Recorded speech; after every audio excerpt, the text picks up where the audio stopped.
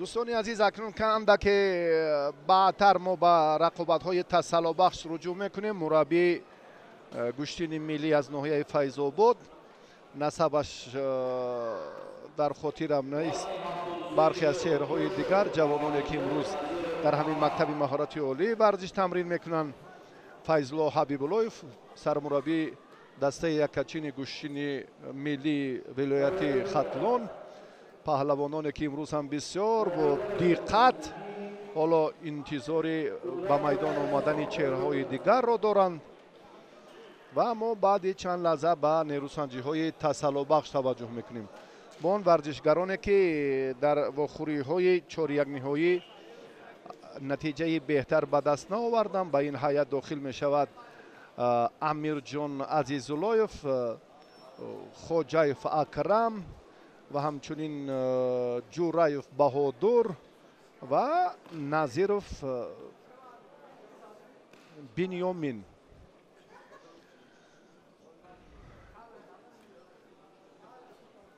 اما در این مرحله حالا هم فرصت آمادگی پهلوانان به انجام نرسیده است و شاید باز حالا میبینیم که ورزشگرانی وزنشان تا 73 کیلو اکنون به میدان دعوت میشوند.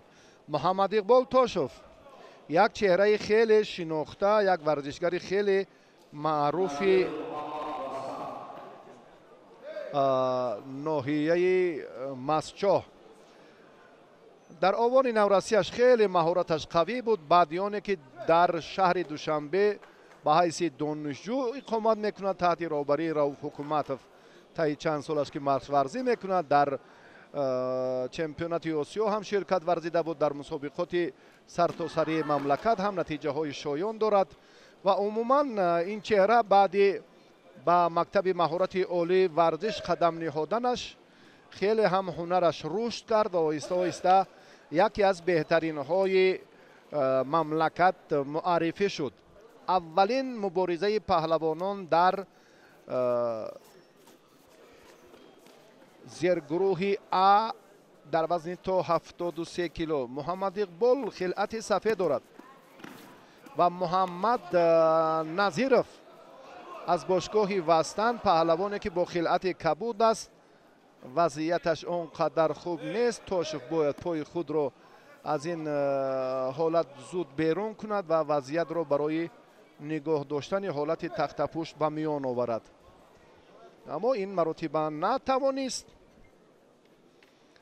و من اندک دلپرانه میتوانم گویم که محمد اقبال تاشوف از حساب آن هنرنمایی مسابقه های سال 2021 در رقابت رقیبش نظیرف که تجربهش کمتر از موفق می شود.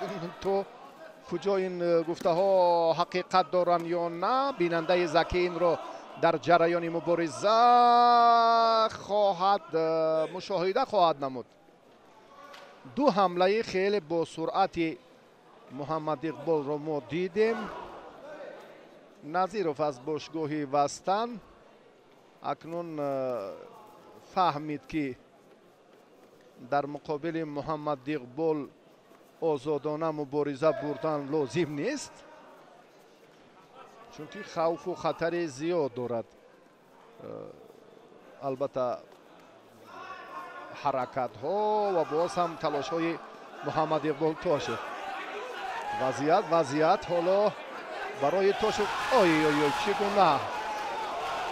چگونه انجام می‌یابد.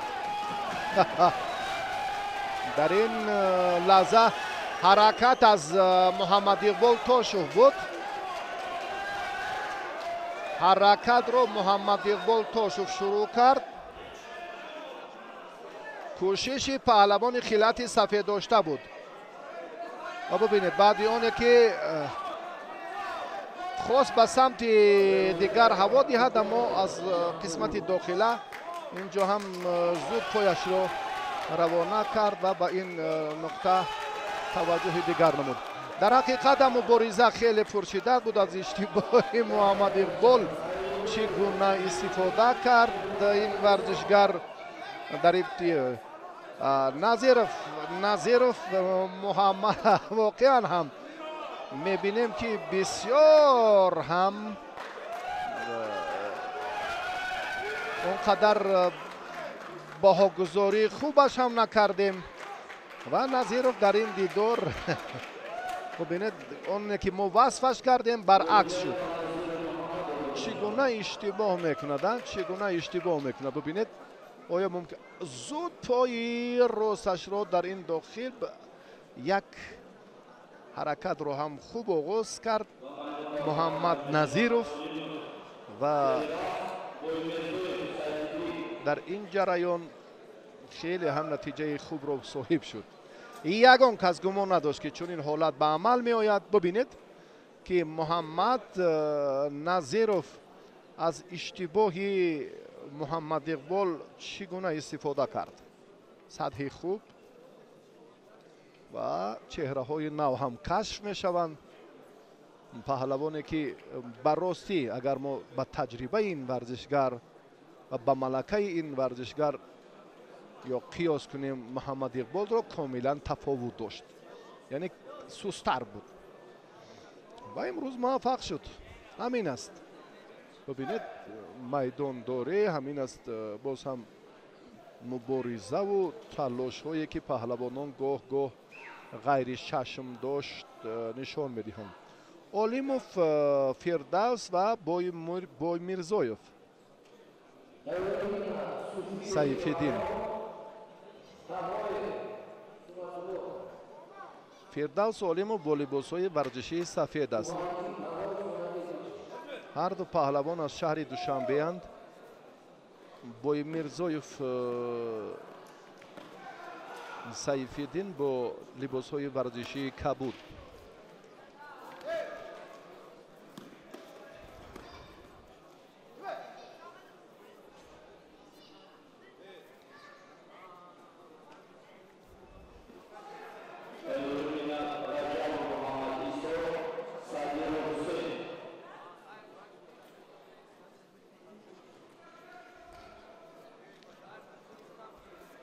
اولیموف اکنون از آغاز دقیقه اول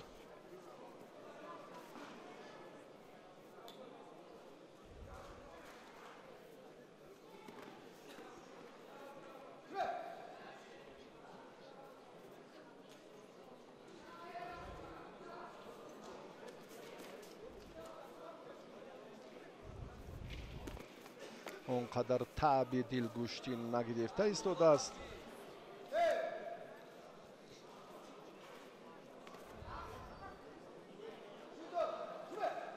بای میرزایف هر دو پهلوان فکر میکنم به همان مرحله مجازات نزدیک شدند.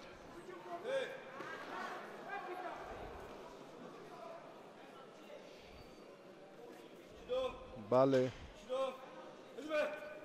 جان محمد طالبوف این گفته ها رو هم تصدیق کرد. کشتیگیری ورزشگران البته موافق مطلب نیست.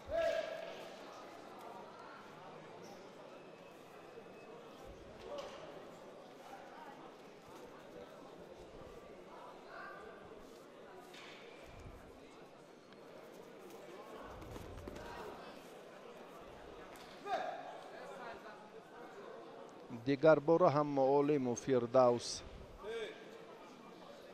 اولین شده کوشش یا قپیدن گریبان رقیب را اینجا نشان داد.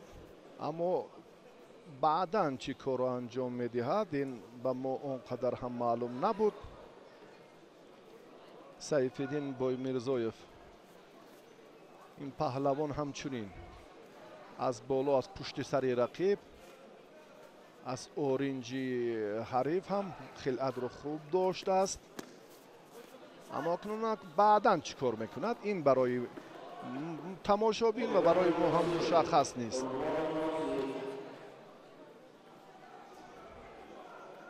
انتظار شد بای میرزایف اما برای اون اصولی که این طرزی که بای میرزایف داشت чанд усулро метавонист истифода кунад, ҳало ки берунаро, ҳало ки дохиларо, боз ҳам сари севҷиро, 3-4 усулро акнун бисёр ҳам ибтидои ҳамон бо муваффақонаи истифодаи ана чандин усул буд дар раванди мубориза ва дар доштани ҳамон хеле хубу бо мавриди паҳлавони хилати кабуддошта Боймирзоев. ҳоло ҳамчунин аст. мебинем ки дар се ҳаракаташ як тарзи доштан аст. яке тарафи чап гӯштин мегирад, дигаре тарафи рост. ҳарифони нобоб бо истилоҳӣ. довар ҳам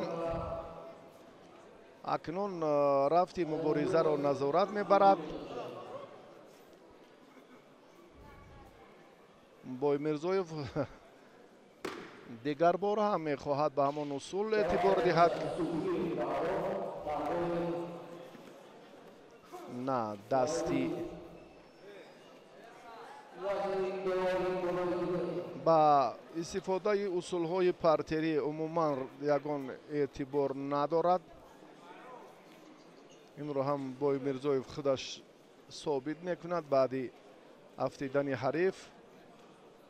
амалро ё ҳаракатро ҳам дар партер инҷо қатъ мекунад. наздик шудан ҷафт шудани анамин паҳлавонон дар як лаҳза метавонад боз ҳам натиҷа ба бор оварад.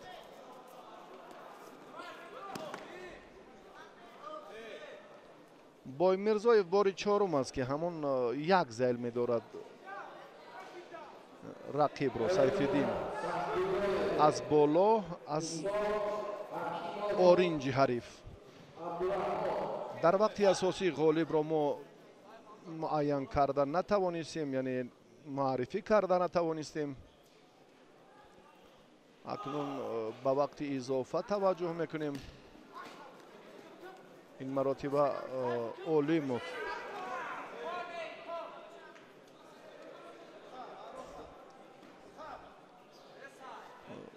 фирдавс таваҷҷӯҳ мекунад ба усули сари китф. рақибаш он ҳаракатҳое ки мо албатта шарҳ додем, ҳоҷат ба такрор нест. қоматашам даке баландтар аст. ин чун гуфтем дар истифодаи бархе аз усулҳо бисёр нақши бориз мегузорад. Сайфиддин на ба ин тариқ мубориза бурдан, натиҷа ба даст овардан хеле мушкилтар аст. Боймирзоев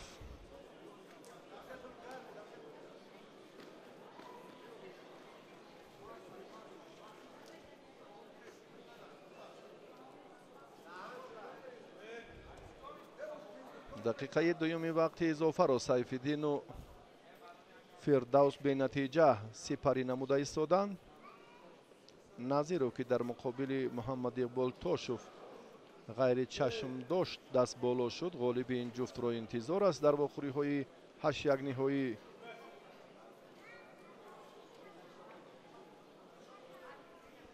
довар бояд муҷозот диҳад, чунки гӯшти нагирифта истоданд ҳарду.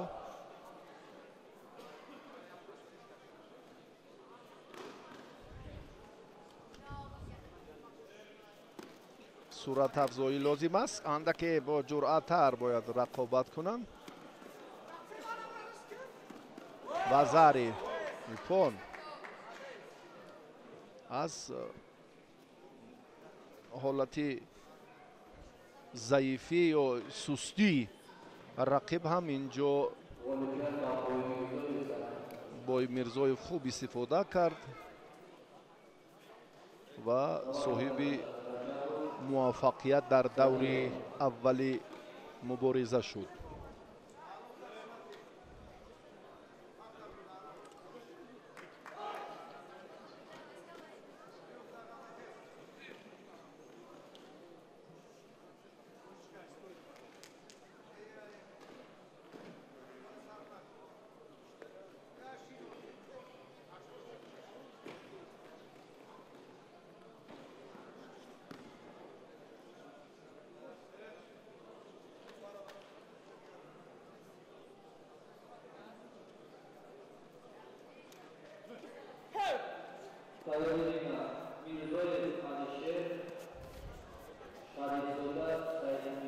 мо дар марҳилаи аввали нерӯсанҷиҳои паҳлавонони вазнашон то 73 кило қарор дорем.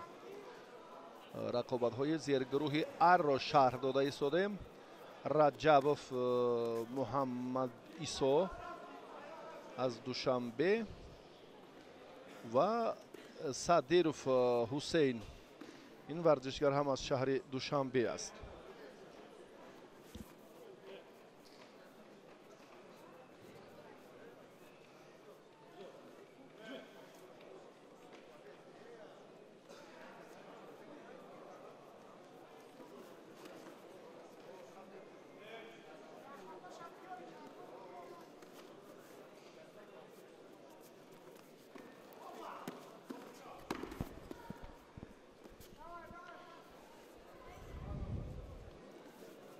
аз дақиқаи аввал ҳарду натиҷаи беҳтарро ҳам ҳоло ба даст наоварданд.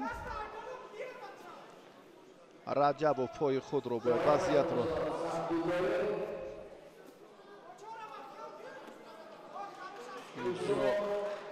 бояд вазиятро дигар кунад, яъне зуд аз ин ҳолат худро баз ҳам ба нимаи рост, яъне пои худро аз ин ҳолат берун кунад, аммо чунин нашуд. ҳаракат маълум буд ки андаке нобасомон, нодуруст, ибтидояш ҳам аз ҳолати рост будан аст. Садиров ба ростӣ дар ҳаракати дақиқаи аввалаш андаке афзалӣ буд, аммо таҷрибаи начандон ғании ин паҳлавон дар рафти мусобиқа маълум мегардад. ин ҳолат ҳам дигарбора ҷои шарҳ нест. Раҷабов акнун ба ҳаракати партери ё чӣ тарзе ки рақибро ҳам ба ҳолати тахтапушт овардан, инҷо ҳам ҳамон ибтидояш аз ҳолати рост будан аст. яъне оҳиста оҳиста ба ин нуқта, ба ин самт худи паҳлавонон бояд дақиқаи аввал ва аз ҳолати ё аз оғози доштани рақиб эътибор диҳанд ва андешаи онро кунанд ки баъдан кор дар партер чӣ мешавад.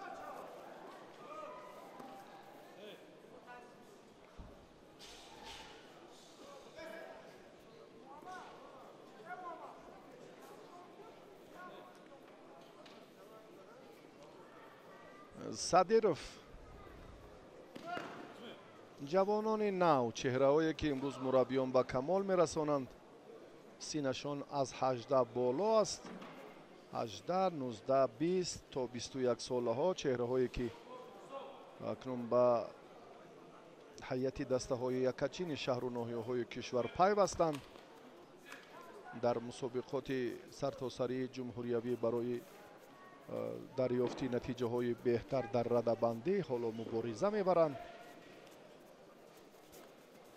дар 3 дақиқаи нерӯсанҷӣ ҳарду паҳлавон ягон натиҷаи беҳтарро нишон надоданд.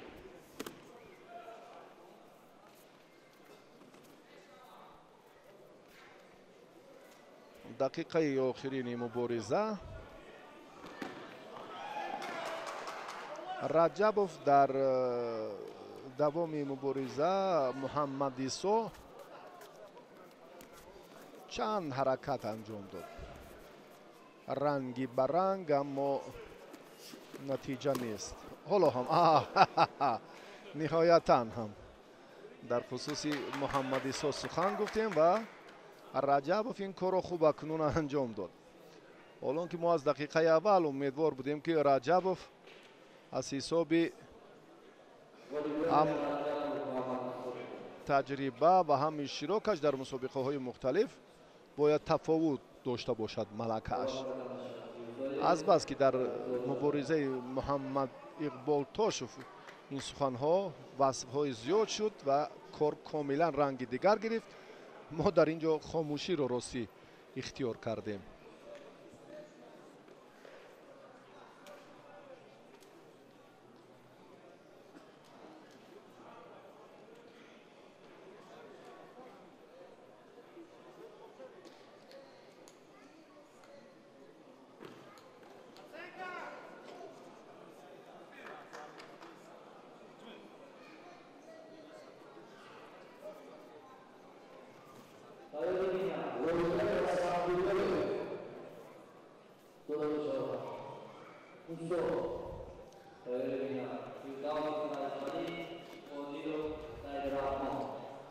дар майдон боз ду паҳлавони дигар Мирзоев ва Шарифзода қарор доранд.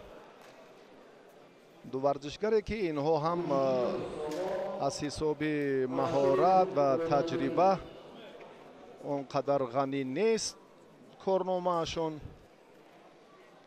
Мирзоев аз Хатлон аст, Шарифзода Саид Муъмин ин аз шаҳри Душанбе, паҳлавоне ки ҳоло бо қомати рост гӯштин гирифта истодааст. Кабудпӯшро дар назар дорам. ва Мирзоев паҳлавони худталон ростӣ аз банду услуб ва қоидаҳои гӯштини ҷудо ба таври кофӣ бархӯрдор нест. ғазариро аз даст дод. паҳлавоне ки дар бораи кам таҷрибагиаш сухан гуфтем. Шарифзода ӯро метавонад 10 сонияи дигар нигоҳ дораду ғалабаи софро дар ин лаҳза ба даст оварад. ин корро метавонад анҷом диҳад, чунки фурсат ҳаст. ва ай ана ҳамин лаҳза боз ҳам дақиқан кор анҷом ёфт. зарурат ба идомаи доштани паҳлавон то 20 сония намондааст, чунки вазари дошт.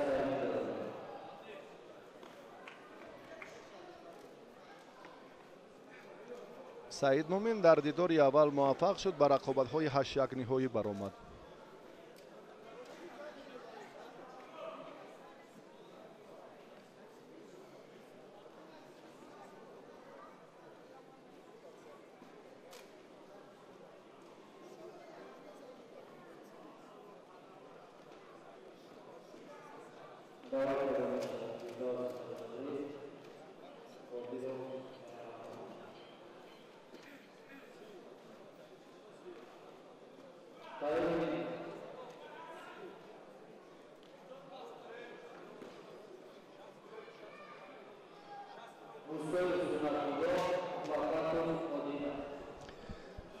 довароне ки имрӯз ҳакамӣ доранд албатта боз ҳам дар рафти сабқатҳо муаррифӣ мешаванд. бархе аз онҳоро аз ҳисоби албатта кам таҷрибагиашон он қадар ба мо ҳам ошно нестанд. ва ҳоло мо дар майдон Фирдавси Файзалӣ ва Қодиров Сайраҳмонро мебинем. Сайдраҳмон ва зарипон имконияти хеле беҳтарро Қодиров Саидраҳмон, паҳлавон аз дастаи шаҳру ноҳияҳои тобеи марказ, хуб истифода кард ва бисёр ҷолиб ҳам буд ба ростӣ. офарин.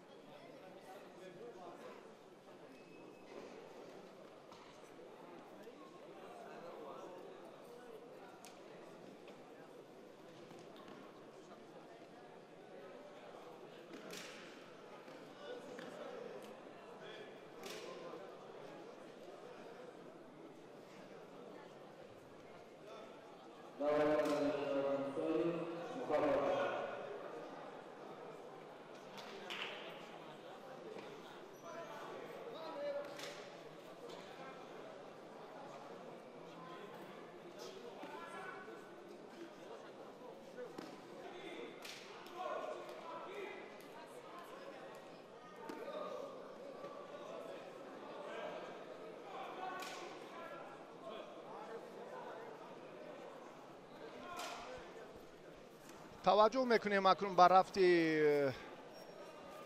муборизаи паҳлавонон боз дар марҳилаи аввали сабқатҳои вазни то 73 кило. Мусоев Суннатулло аз шаҳри Душанбе аст. Муҳаббатов Одина ҳам аз шаҳри Душанбе. ҳар ду варзишгар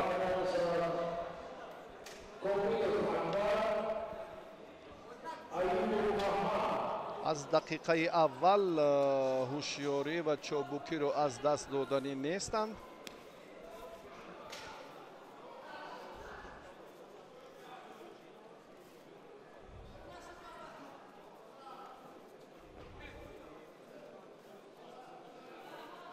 در دومی باز هم مبارزه محبت و بسیار خوب هوشیار و زیرک بودن خود را نشان داد.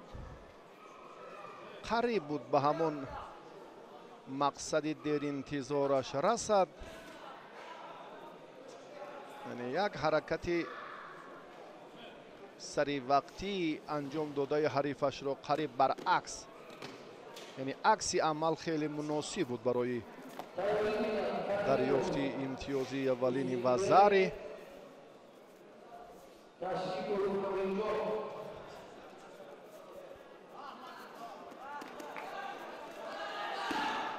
نه، مصاحف هم خیلی رجوع کرد، دید که در این جریان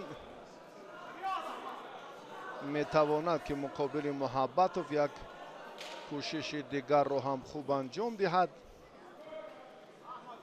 اکنون روند این مبارزه یک بار دیگر ثابت کرد که از جوانان نتیجه بهتر و امیدوار شدن ممکن است. نتیجه غیر چشم داشت رو حتی مخصوصا در مبارزه محمد اقبال تاشو با همراهی محمد نظیرов و ورزشگری سفید پوش این کار رو میخواهد که دیگر باره اکنون در همین صورت مجلس وزن تا 73 کیلو نشان دهد.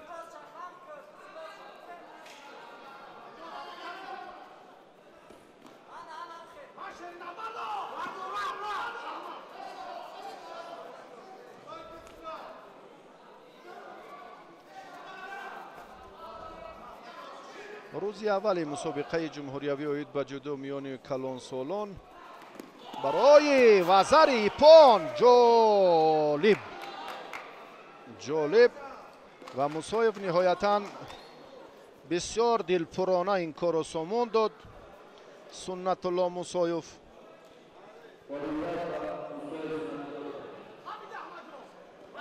و در دور 8-1 نهایی با قادیروف این ورزشگر دیدار انجام خواهد داد. بعدی اندک شربتوف و نوروف به میدان میبرایند.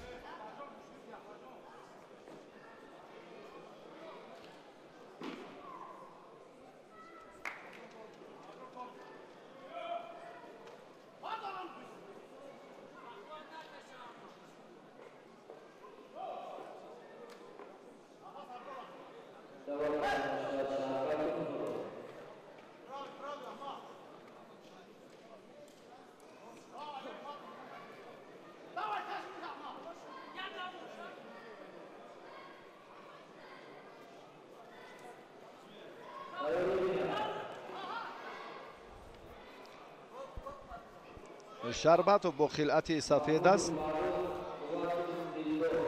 علیم جان نام دارد از شهر دوشنبه و عین‌الدین نوروف این پهلوان هم از شهر دوشنبه است. 31 نفر اشتراکچی برای دریافت 3 زینه اول افتخاری وزن تا 73 کیلو مبارزه میبرند.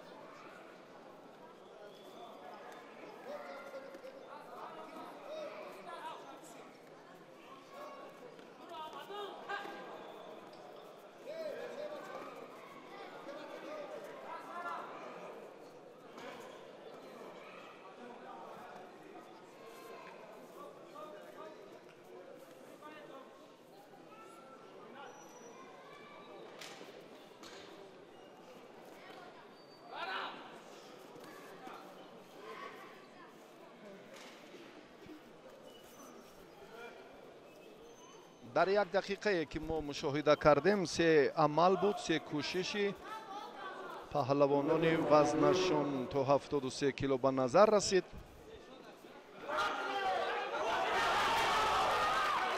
шидо ба Нуров дода шуд. Айниддин рости худ дар ин ҷо ҳам таваҷҷӯҳ накард. барои бартараф кардани вазъияти ба амал омада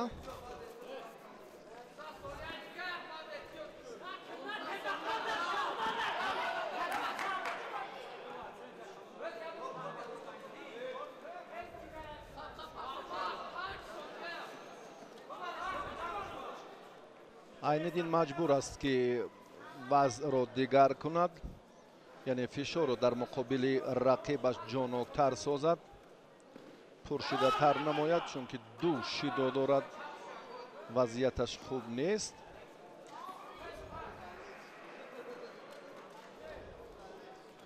на ҳаракатҳояш ба ростӣ нигаронкунанданд.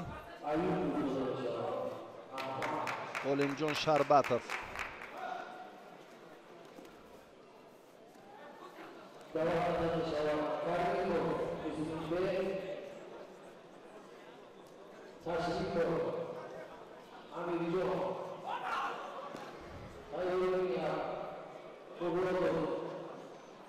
дар дақиқаи охир андаке Нуров фаъол шуда истодааст.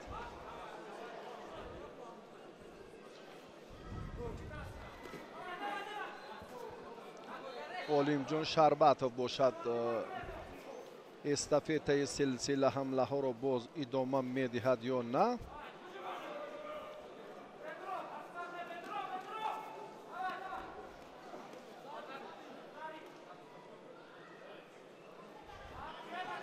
дақиқаи охирини мубориза.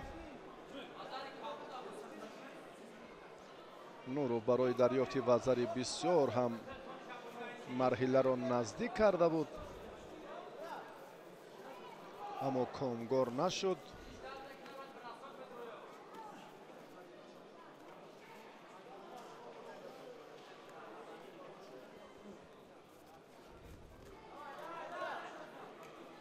як бори дигар ҳам ба таваҷҷӯҳи бештар Шарбатов, аммо нест он нуқтаи ниҳоие ки барои паҳлавонон муҳим аст, зарур аст. натиҷа ҳоло дар нерӯсанҷии варзишгарон мушоҳида намешавад. акнун ба вақти изофа таваҷҷӯҳ хоҳем кард.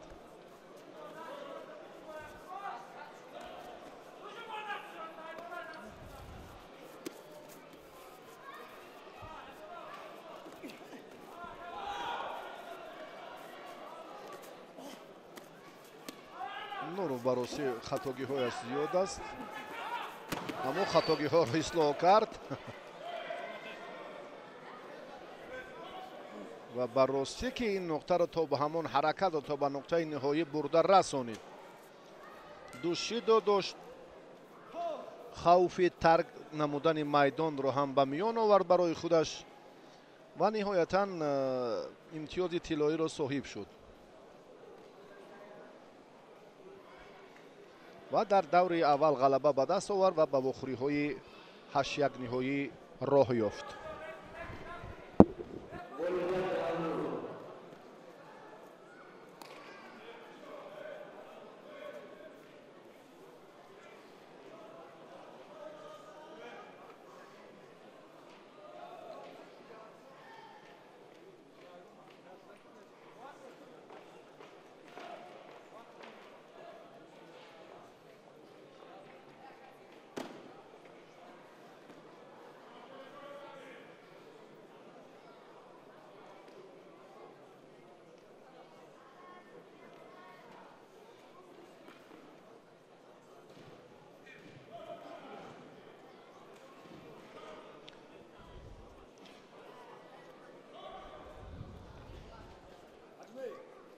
ба майдон باز هم دو پهلوان دیگر زیرگروهی بی دعوت گردید. محمودوف فروخ و همچنین قوتوف دیدور. دیدور این پهلوان هم از شهر، هر دو از شهر دوشنبه اند. عین‌الدین نوروف اکنون در دیدار اول غلبه به دست آورد، به مرحله 8 نهایی راه یافت. غالبی همین جفت رو انتظار است. در صورت غلبه محمودوف یا قوتوف، یکی از این ورزشگران در واخوری 8 نهایی با نوروف عین‌الدین روبرو خواهند شد.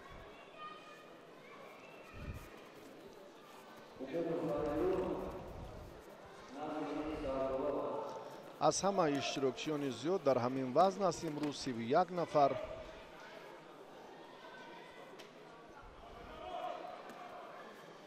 با مانند مسابقه های گراند سلام، گراند پری، راستی خیلی هم شوق و رغبت، محبت خاصه جوانان و افراد ورزش دوست جودو باز هم به جریان رقابت ها حسن دیگر رزم میکند.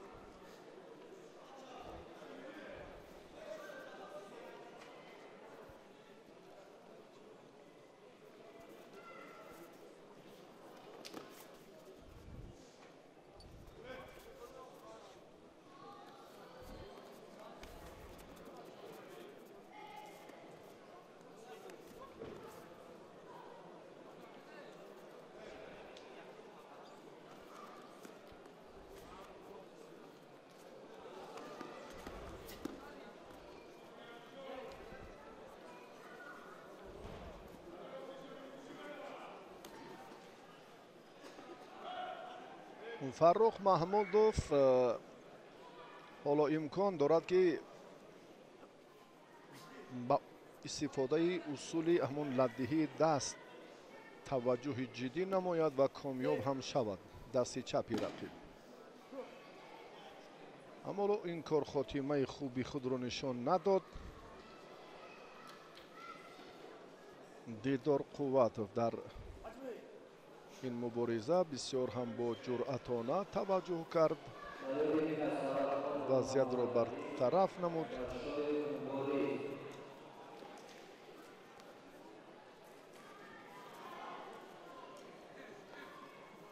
بعدی این جفت محمد رحیم سرخان با میدان می آید. این هم یک چهره خیلی شناخته در گوشین جودو محسوب می یابد. بسیار امکان پذیر است برای امتیازی ارزنده محمودوف. پرتاف ایپان بها گذاری شد.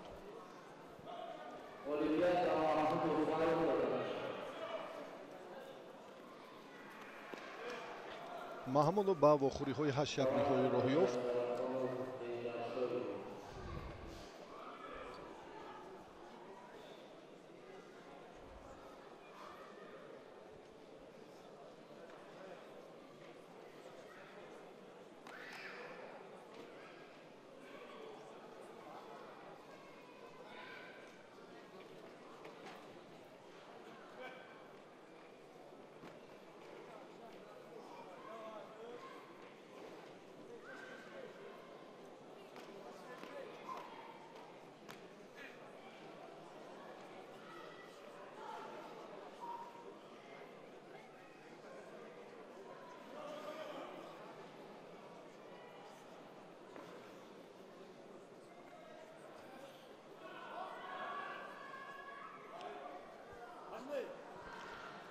محمد رحیم سرخانوف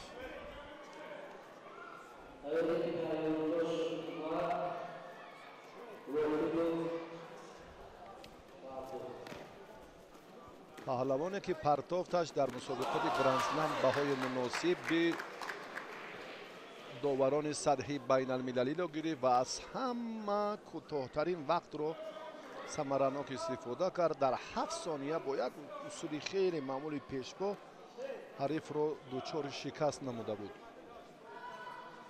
امروز هم نمایان بودن خود را از هم ملکه و مهارتش نشان داد. صاحب امتیازی اولی وزری هست.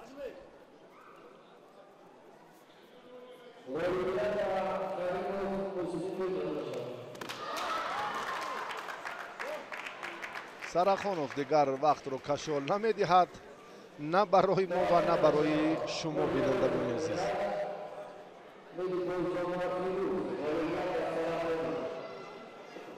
حتی برای معرفی رقیبش هم فرصت فراهم نشد. با آسانی سرخانوف غلبه را به دست آورد محمد رحیم و با بخوری های یک هشت نهایی راه یافت.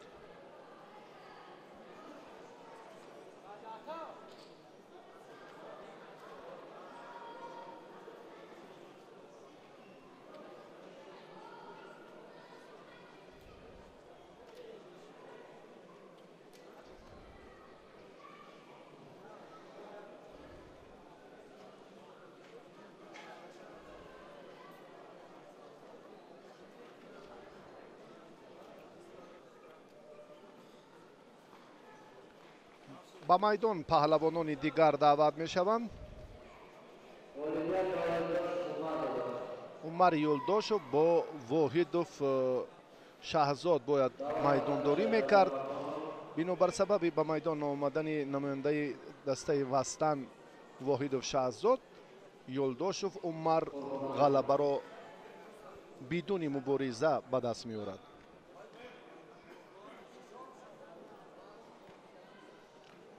معرفی نفران دیگر اکنون ابراهیم سید اکبرов در این دور آزاد است. علی مردانوف، سید احتم و قربانعلیوف پرویز حالا به میدان برآمدند. سید احتم علی مردانوف از دسته ختلان، انیقترش از ناحیه تیمور ملیک، برادر خردی سید جمال علی مردانوف است. پرویز قربانزاده از شهر دوشنبه،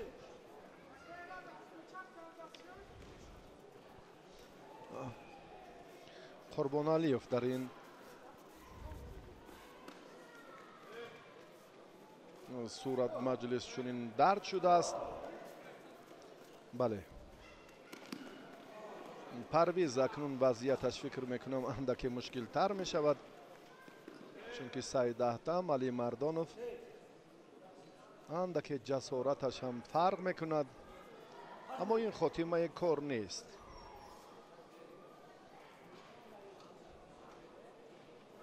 یک چهره اونقدر نمایانی رو که ما معرفی میکنیم در مقابل ورزشگری کم تجربه نانمایان مغلوب می شود. مخصوصا دیدار اولی مسابقه امروزه در وزن تا 73 کیلو میان محمد اقبال تاشوف و محمد نظیروف چگونه صورت گرفت که بسیار هم علاقمندان گوشین جودو را در حیرت گذاشت. سید احتم اکنون حرکت هایش بهتر است. رقیبش از میدان بیرون شد. این هم مجازات است، یک طرفه داشتن در روند مبارزه.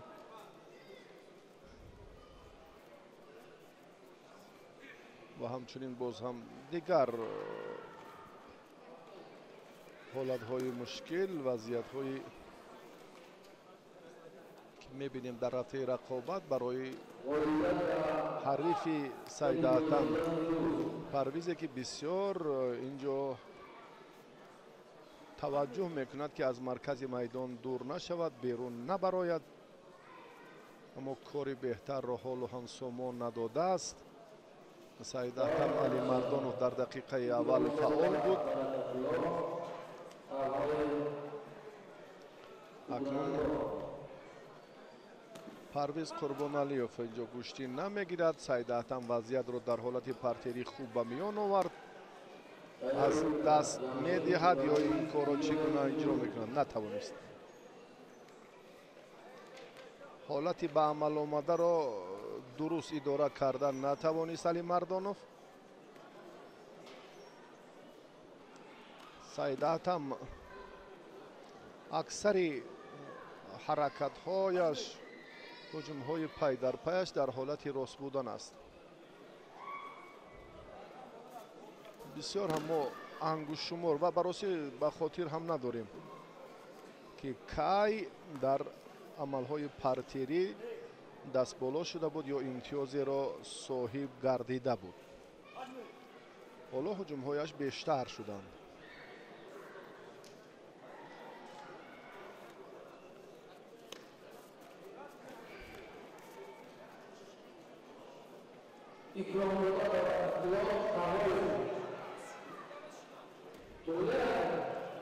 Алимардонов ҳам бубинед чанд тарзи ҳуҷумҳо, чанд усулро акнун ана ин лаҳза шидои дуюмро довар бояд ба паҳлавони хилати кабудошта нишон диҳад. бале, гӯшти намегирад Қурбоналиев. Парвиз фишори Саидаҳтам Алимардонов бештар мешавад.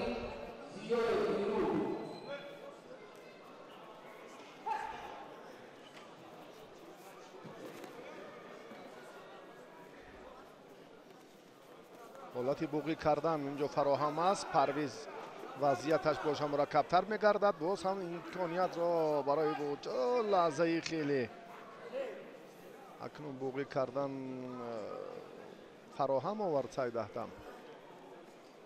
Парвиз давр гашт ва ин вазъият боз ҳам барояш ба осонӣ бартараф гардид. таваҷҷӯҳ ба самти ҳамла аз ҷониби паҳлавони хилати сафедошта зиёдтар аст. Саидаҳтам Алимардоновро дар назар дорам ва маҷмӯи кӯшишҳои паҳлавононро агар қиёс кунем 70% дар бар мегирад ба нафъи паҳлавони хилати сафедошта. акнун ба вақти изофа акнун мо таваҷҷӯҳ мекунем.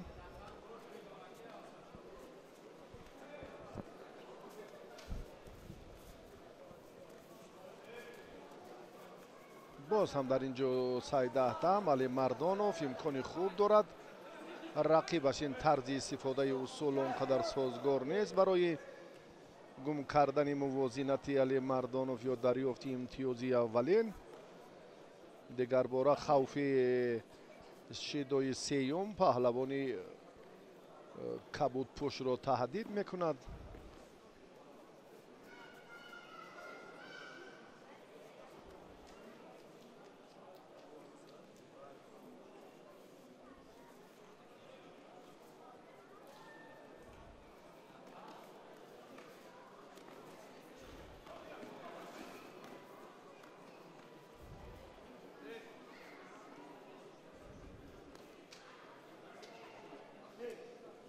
дар дақиқаи аввали вақти изофа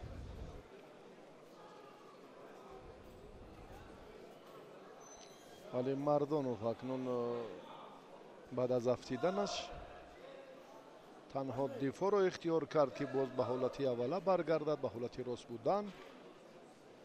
ин кор ҳам таъби дилаш хотима ёфт. ана имконияти андаке суратафзои Алимардонов дар ҳамин лаҳза лозим аст. як дидед, вақте лозим аст бояд ин кор хотима ёбад, чунки марҳила фароҳам аст, фақат ҳаракат лозим аст. Алимардонов ин корро хуб анҷом дод.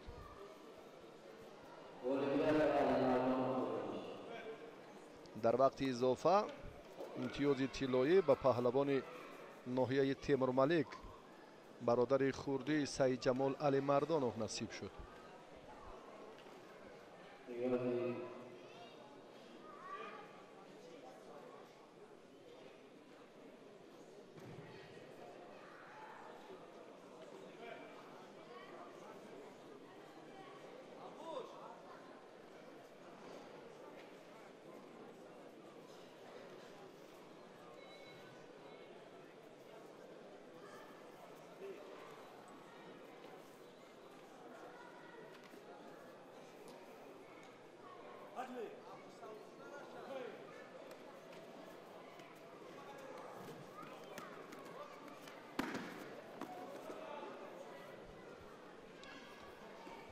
با جفتی دیگر با معرفی جفتی دیگر میگذاریم.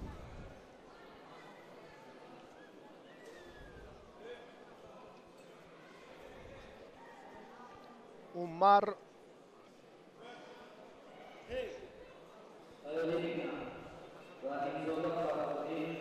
ابوشهمدی عمر پهلوان شهر دوشنبه و نظراللهیف مصطفی این ورزشگر هم از شهر دوشنبه است.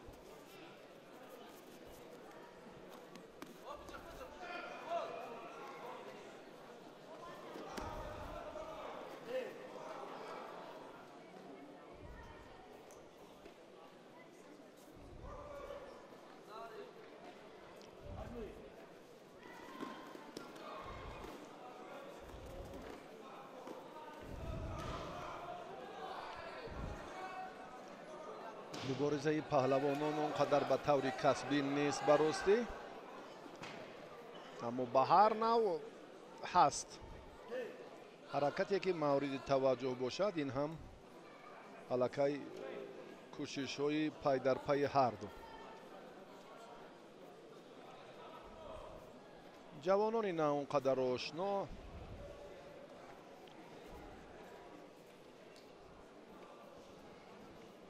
این پهلوانان از شهر دوشنبه هستند هر دو، اما با مانند اون ورزشگرانی که در وزن 60 و در مرحله مقدماتی زیر گروه B و C رقابت کردند اندکی نگران کننده. ببینید چگونه حالت هایی که چسب و تلاشی اونقدر کسبی ندارند. ورزشگری که همیشه در بالای گلیم است، سالیان دراز مشق ورزی میکند، گشتینگیریش کاملا فرق دارد. قپیدن، حرکت کردن، حتی نگاهش از آن ورزشگری که کم تجربه است با کلی فرق میکند. ابوشهمدی عمر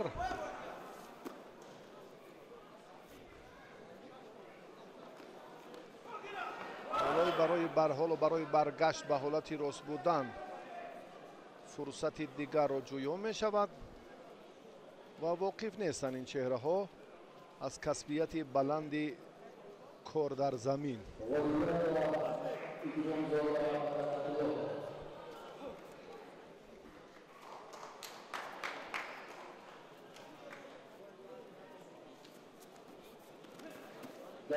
دیگه در استفاده اصول سر کتف هم فاصله را رعایت نمیکند.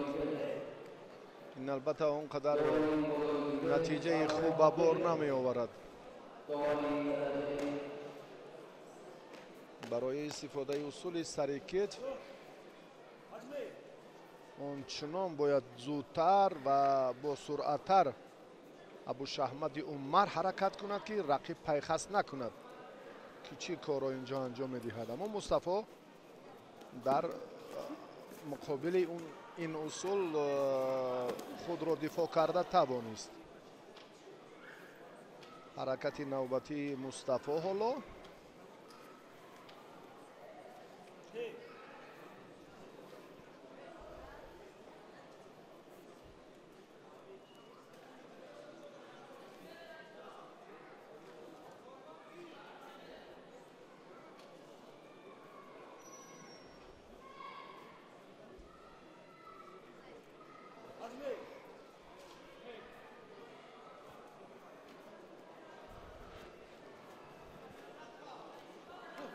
دوام مبارزه اکنون چی نتیجه میدهد حالا معلوم نیست.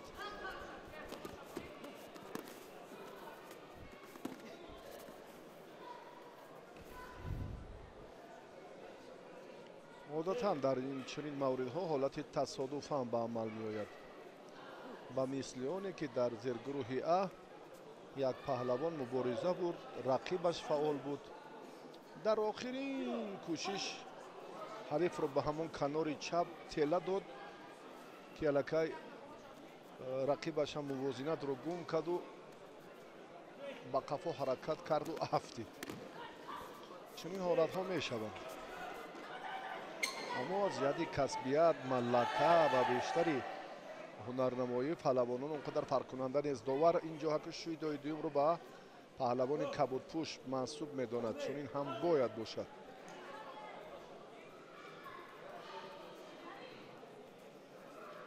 як бори дигар агар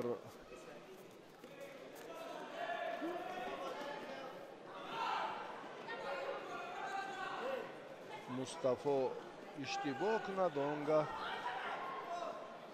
ҳаққи муборизаро дар марҳилаи баъдӣ аз даст медиҳад.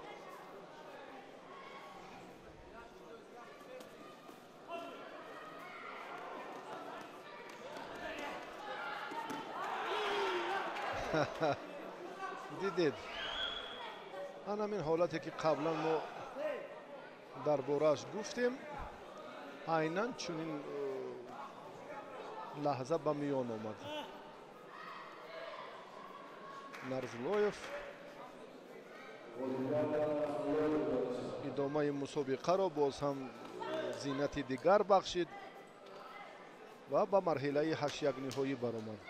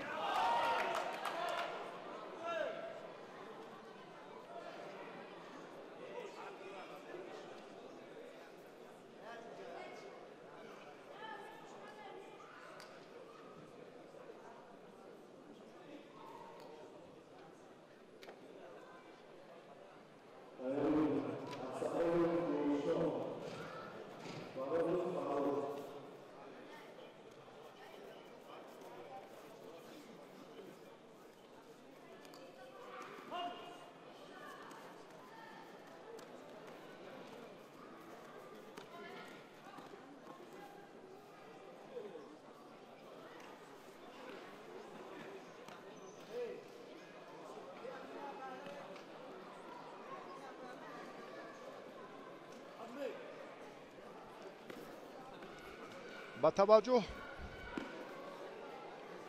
رقابت دیگر رو تماشا میکنیم. رحیمزاده فخرالدین با رقیب اولین خود میرزا شریفов امیدجان که هر دو از شهر دوشنبه نیروسنجی را آغاز کردند. آهسته آهسته ورزشگران به مرحله یک 8 نهایی راه خود را هموار میکنند. ورزشگران موفق البته. رحیمزاده الان در اجرای اصول اندک به سراسیمگی راه داد.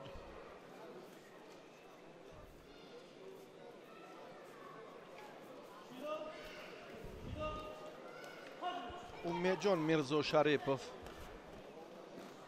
ورزشگری که میتواند باز حریف رو هم در حالت یکم پایش رو باید هر چیز زودتر بیرون کند. بله بعداً حالتی از سکومی با وجود می آید که این هم بسیار مناسب است، اما وضعیت رو نمیخواهد در اینجا رحیمزاده برایش باش هم مشکل تر سازد و کوتاه‌تر پای حریف رو داشت تا همان فرصتی که داور امر کرد که باز به حالت اوله پهلوانان برگردند. حالت راست بودن رو در نظر دارم.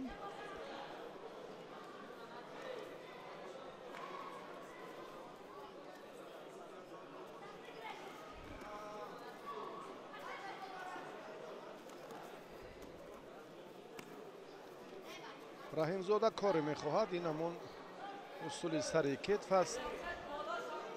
توجهش برای استفاده همین اصول یا همین عاملی همیشگی بیشتر است، اما کامگار نمی شود.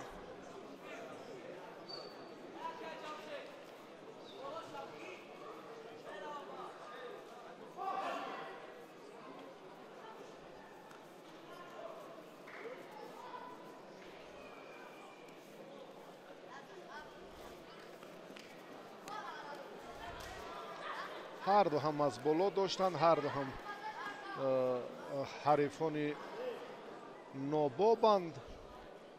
سمت راست و چپ پهلوان اگر به دو طرف گوشین خوب گیرد به مشکلی در نمی افتد.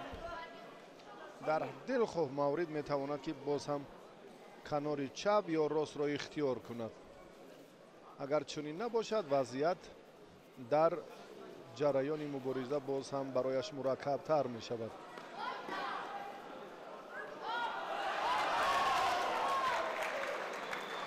رحیمزاده در تلاش دریافت راه موفقیت است، اما برعکس شد و زری را از دست داد. میرزا شریفов بسیار هم حریف را در 4 5 6 7 8 9 10 خاتمه و زری داشت و زری دوم از حالتی به تخت پشت نگاه داشتن رقیب به میان آمد و میرزا شریفov در این دیدار غلبه را در دقیقه آخرین به دست آورد.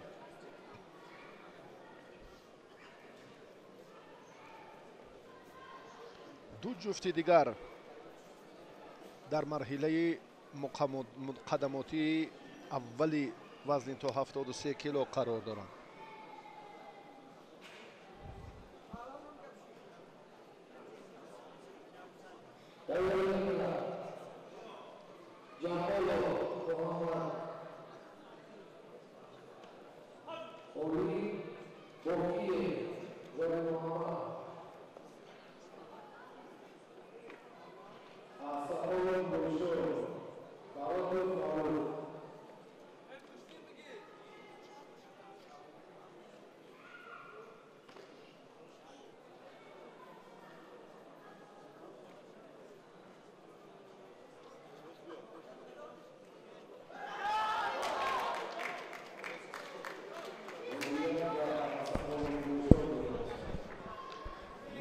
در این رقابت دوستان عزیز اسقالوف به میدان برآمد. براتوف حریف او در این دوره اول بود، اندر میدان نشد و اسقالوف بدون مبارزه در این دیدار غلبه را به دست آورد و به باخوری های 8 نهایی راه یافت. و سفرعلیف علی جان با همراهی بلال‌الدین سلیم به میدان میبرایند و این آخرین جفت رقابت پهلوانان در دوره اولی وزن تا 73 کیلو محسوب می‌یابد.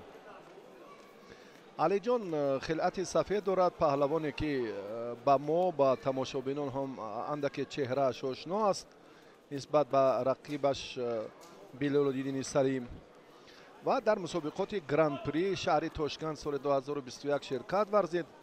در تنتنه‌های نوروز، در جام شهری دوشنبه، در جام پایتخت، جام نوروز هم، در چمپیونات مملکت میان جوانان هم و چندین چهاربینی‌های 108 با شکوه رو هم با موفقانه انجام داده است. رجوع کرد، توجه نمود اما موفق نشد.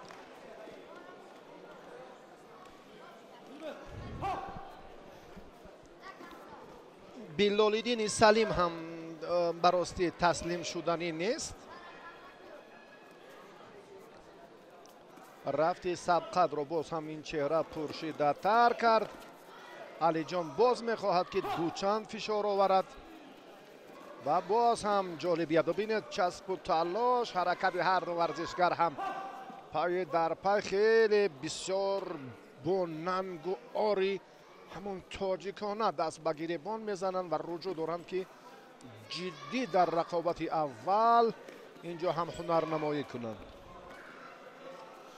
اما بعضی لحظه ها هم به هم آمدن دستفشاری های زیاد هم باعث آگاهی شده می تواند.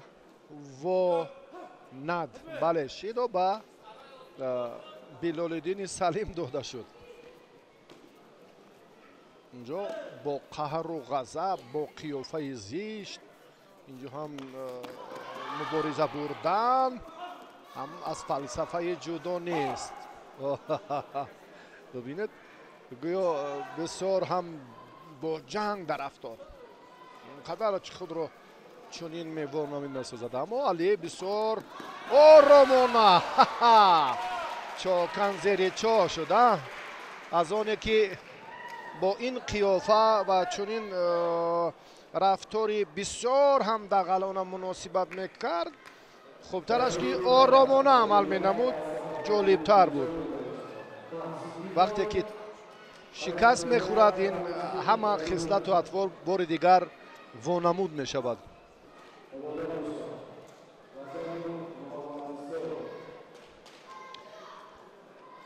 جفتی آخرین رقابت‌های مرحله اولی وزن تا 73 کیلو را ما تماشا کردیم. اکنون نیروسنجی‌های وزنی تا 73 کیلو در مرحله 1/8 نهایی اینجا آغاز می‌شوند.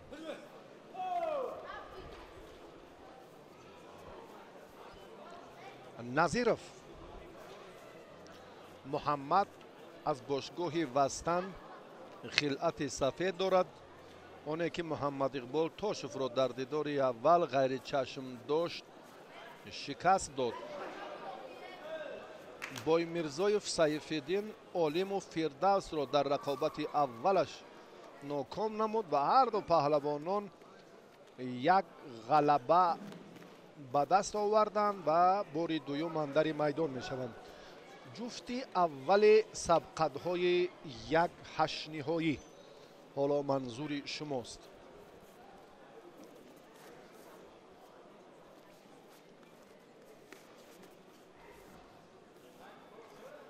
بعد این رجبوف با همراهی شریف زاده با نیروسنجی های مرحله 1/8 نهایی دعوت می شوند.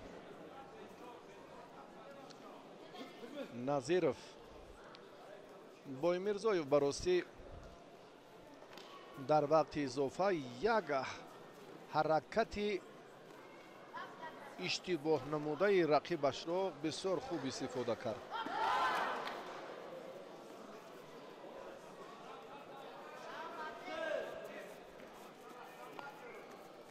محمد نظیرов حالا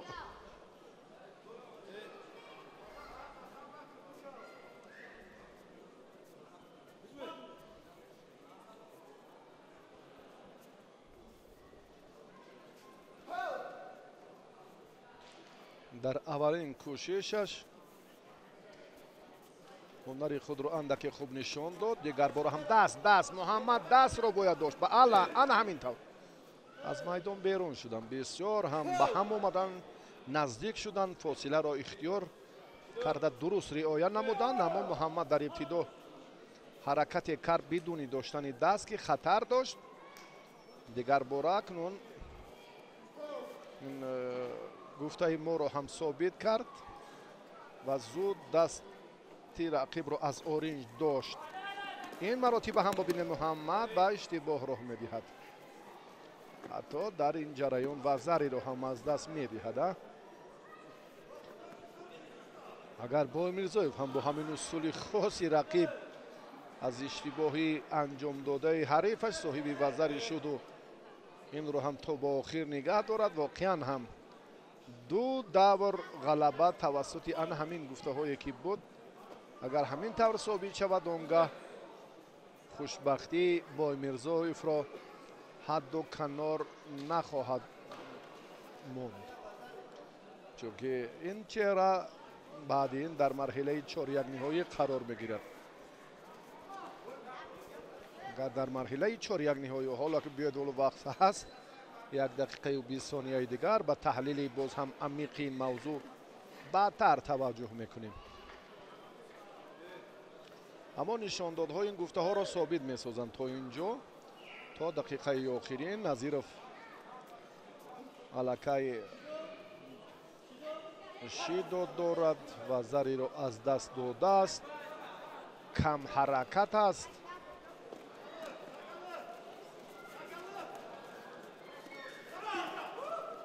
بای میرزایف هم دیگر باره دفاع میکند، هر یک لحظه هر یک فرصتی به میان آمده را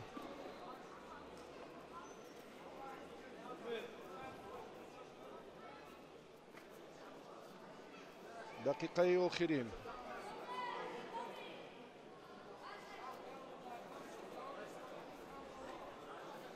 اولین نفری که حالا موفق می شود، اولین آدم محسوب می یابد که در مرحله چهار یک نهایی رقابت های مسابقات امروزه قرار می گیرد. در وزن تا 73 کیلو تعداد اشتراکچیان خیلی زیاد است، 31 نفر.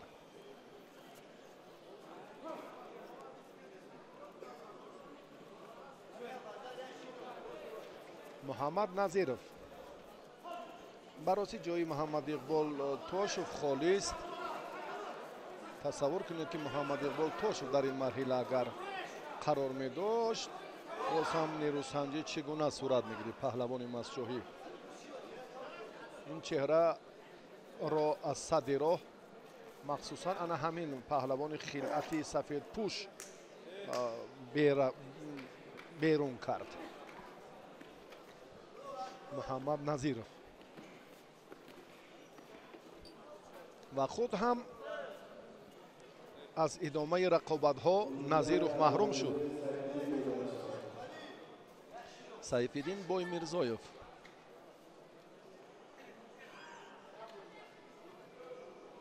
اولین اشتراکچی مرحله 4-1 نهایی در وزن تا 73 کیلو معلوم شد.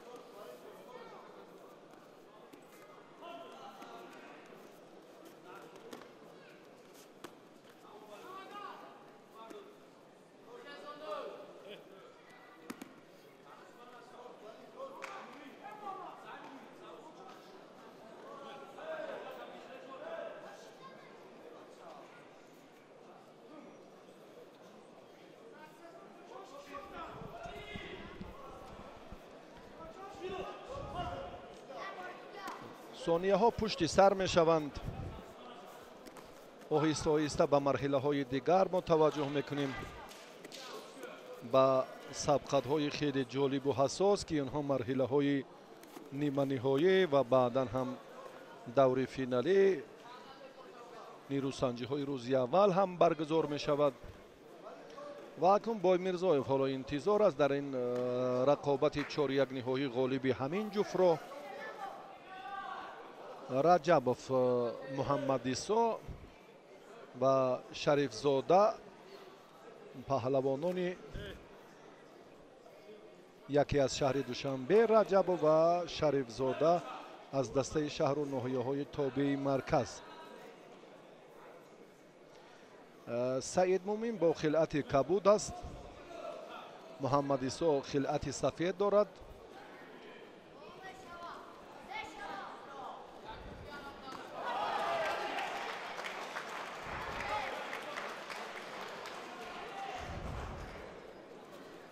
با جرأتانه حالا هم توجه هر دو پهلوان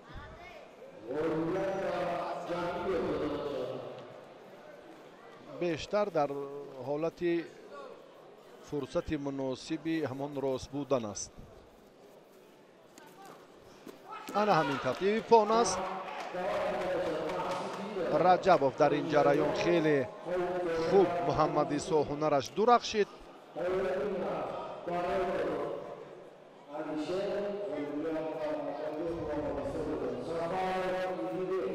محمد عیسی اکنون با بویمیرزویف در جفت اول رقابت های 4-1 نهایی وامی خورند.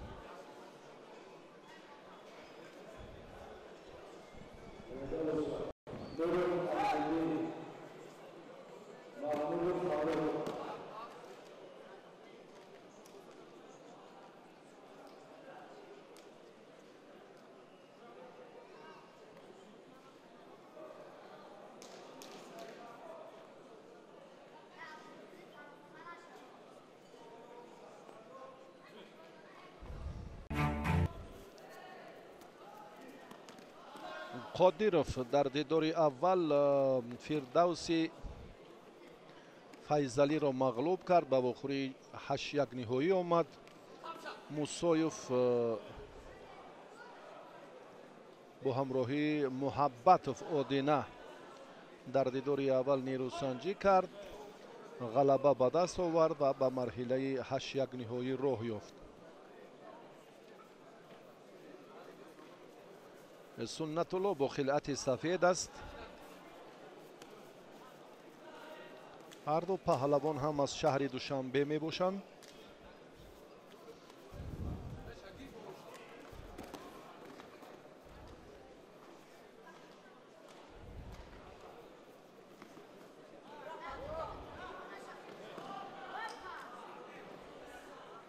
در حالت پرتری هر دو ورزشگر قرار داشتند. کار در زمین خیلی بهتر بود، اما از استفاده هر دو هم اینجا ما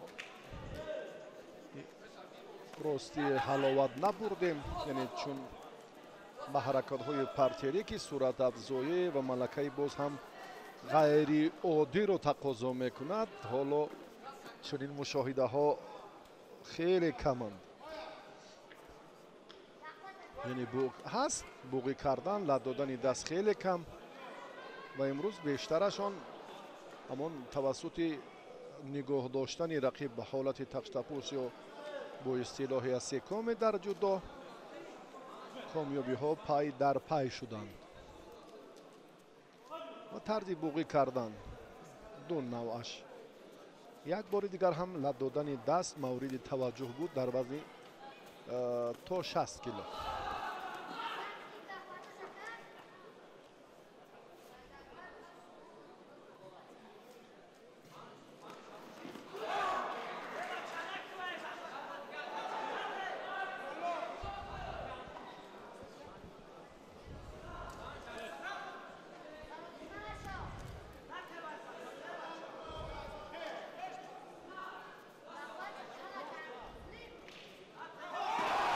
موسایوف در تلاش دوری 8-1 نهایی هنر خود را آنقدر خوب نشان نداده ایستاده است، اما هر دو بدون اشتباه بدون سستی مهارت تلاش کرده ایستادند از هر دو جانب.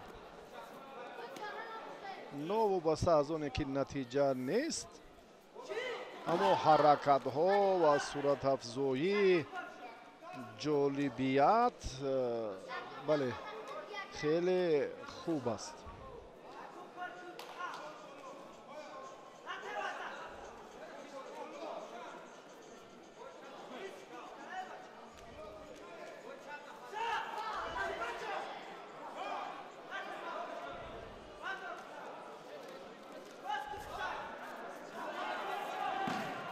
باز هم به پیش رفتن حریف رو یعنی به سوی پیش کشاله کرده بردن. اینجا هم باز هست اصول های خیلی مساعدت کننده برای پیش دادن یا پشت پا زدن رقیب. در این مورد ها همین یک تاکتیکای غیر مقرری پهلوانان گوشین جدا محسوب می یابد.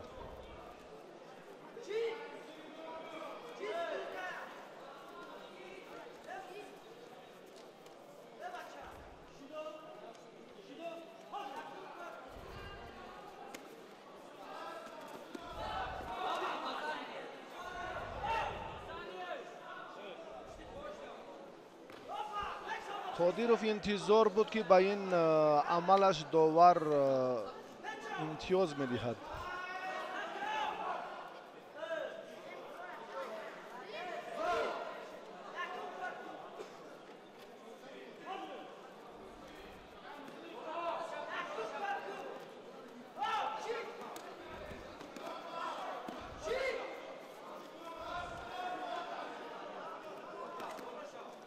اولین قوه آزمایی که دقیقه 4 می شود، نه امتیاز است و نه آگاهی.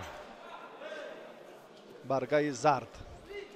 агар ин кор боз ҳам то ба сонияҳои охир кашол ёбад, аввалин рақобатеро мо имрӯз мебинем ки ягон баргаи зард ва имтиёз ба даст наоварданд то 4 сонияи охир. рақобати ҷолиби бидуни имтиёз ва бидуни иштибоҳ.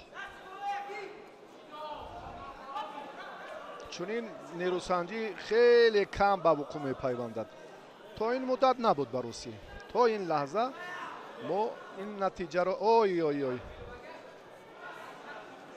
то ин натиҷаро акнун 4 сонияи дигар буд. ин ҳамчун пушти сар гардид ва довар ба паҳлавони хилъати сафед дошта як ишорае кард. акнун мо ба вақти изофа таваҷҷӯҳ мекунем. чунин ҳам шуд гуфтем дар хусуси аввалин рақобати бидуни баргаи зард ва бидуни иштибоҳ. ин дар вақти изофа ба амал омад. 4 дақиқаи вақти асосиро дар назар дорем.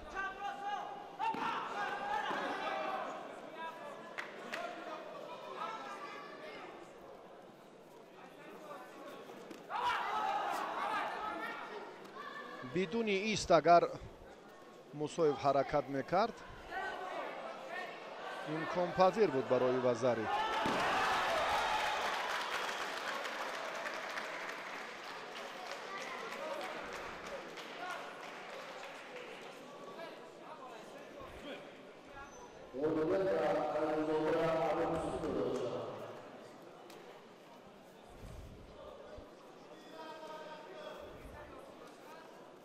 мусоев ҳоло бисёр ҳам ва Зари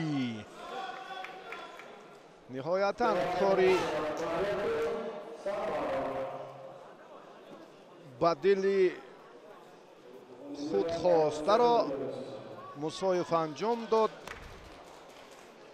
Суннатулло ба марҳилаи 4-1 ниҳоӣ роҳхат гирифт.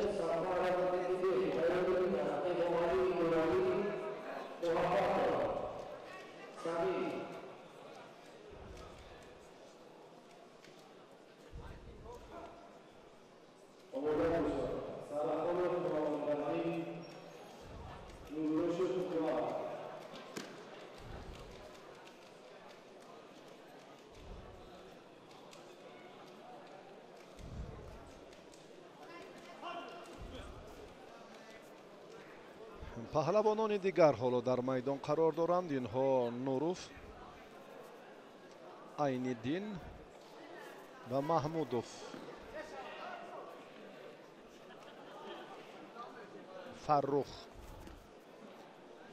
бо хилъати кабуд аст. Айниддин дар вахурии аввал Шарбатовро мағлуб кард. Маҳмудов бошад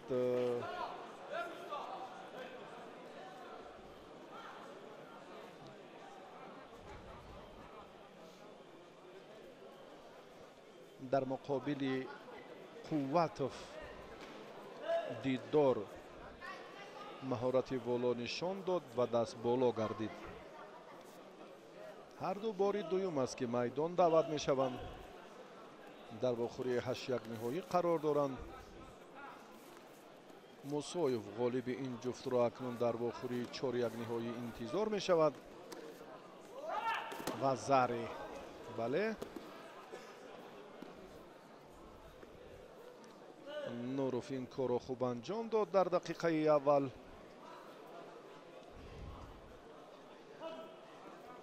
ғалабаи аввали Нуруф ҳам бо ҳамин партофте ки ҳоло анҷом дод ба даст омада буд. яъне дар ду мубориза як усулро истифода кард.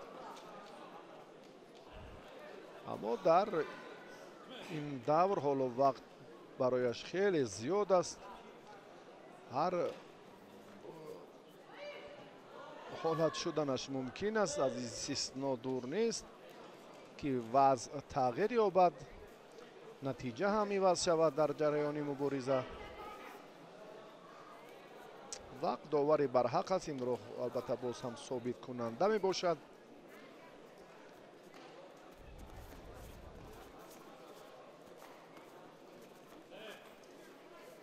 اکنون اینجا نظری داور دیگر است. فکری که باز هم تقویت را می خواهد. برگه زرد به پهلوان خلعت کبود داشته با اون فشار آوری های که اشاره برکندن دست رقیب یا از گریبان حریف چگونه داشتن باز هم خصوصیت خاص خود را دارد و اصول های خاص و معمول جدا اینجا باید که کاملا درست استفاده کرده شود و قاعده هم رعایت کرده شود.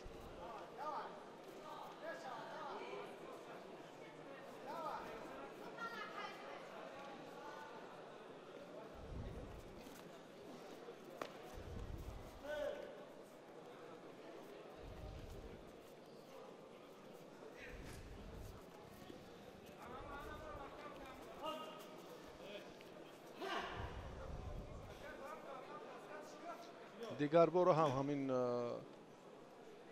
حالت پیشینه رو پهلوانی کبود پوش تکرار کرد. شیدو گرفت.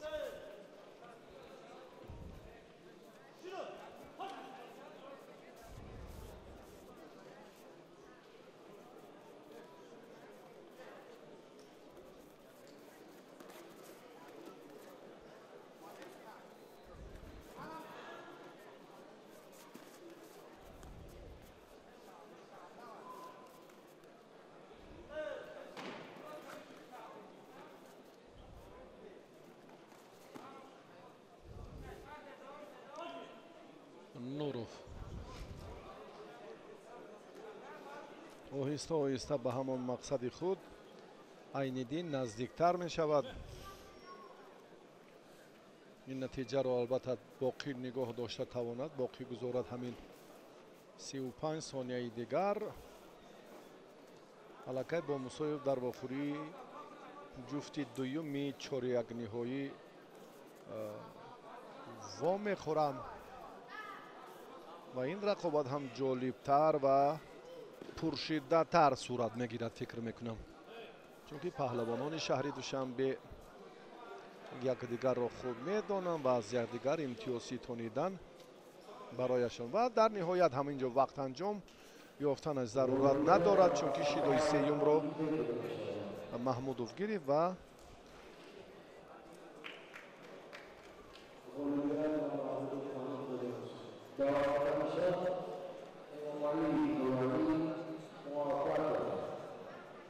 بله نوروف در تکراری دوم خود هم غالب آمد.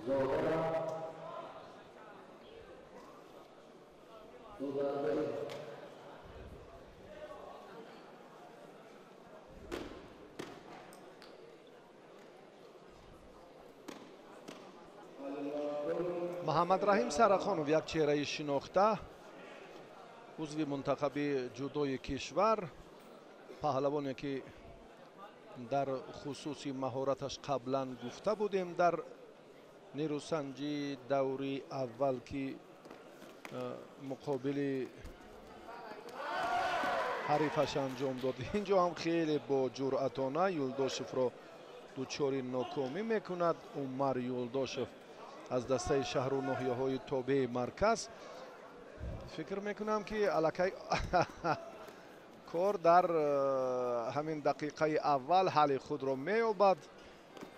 اوی اوی اوی دیدید چگونه جرأت دارد، توان و غیرتش خیلی عالی است و اینجا هم پیوسته در ادامه مبارزه میخواهد که زودتر غالب شود، وقتی زیاد را نگیرد، قوه باقی مانده اش را برای دورهای بعدی اینجا هم صرف کند.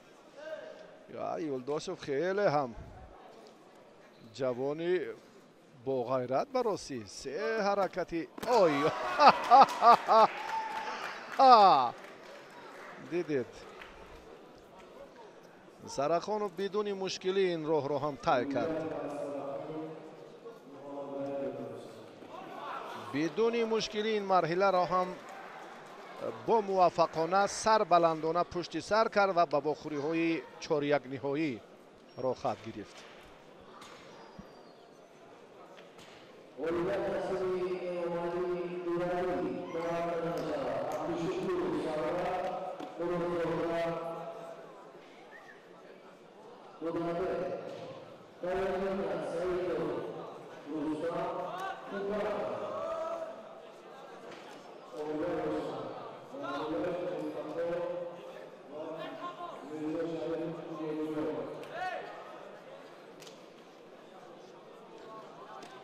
توجه میکنیم به مبارزه پهلوانان دیگر در مرحله 8-1 نهایی و سید اکبرов پهلوانی که با خلعت سفید است، اولین نفری که در دور اول آزاد بود آن همین چهره است. دیگر همه جفت خود را پیدا کرده بودند و تلاش نمودند، سپس به مرحله 8-1 نهایی آمدند. و علی مردانوف رو ما معرفی کردیم پیشتر که پرویز قربانعلیوف رو علی مردانوف شکست داد. حالا اینجا هم یک حرکت خیلی خوبی سید اکبرов ابراهیم رو دیدیم که وزیر بهاگذاری میگردد. علی مردانوف سید اهدم پهلوان خودتالان از ناحیه تیمور ملک با خلعت کبود است. دومین رقابت ورزشگری ناحیه تیمور ملک خوب شروع نشد و زری را از دست داد.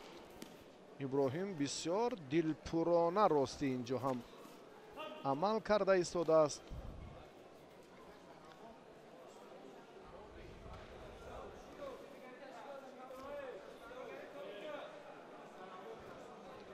حالتی که هم باز اشتباهی علی مردانوف رو هم داور مشاهده کرد، یک طرفه داشت، حریف را مجازات شد با برگه اولین زرد، یعنی شیدو گرفت.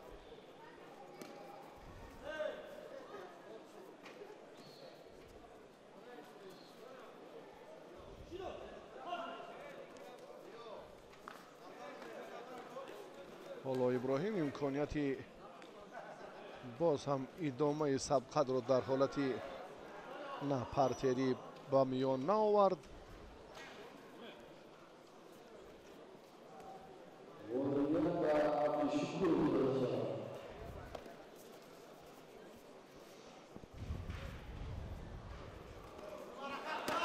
وزری هست، بله وزری ایپون. سید اکبرov با آسانی غلبه به دست آورد.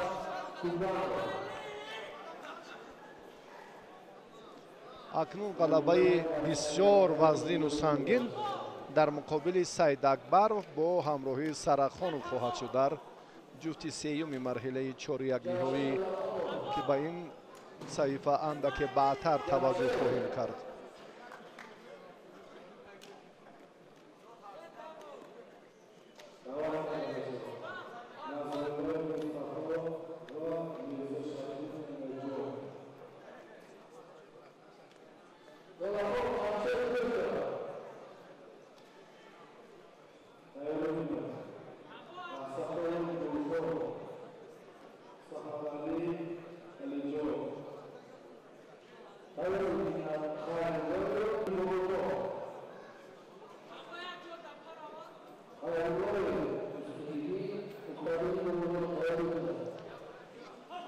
مبارزه پهلوانان باز هم ادامه می‌یابد در بخوری های 8-1 نهایی.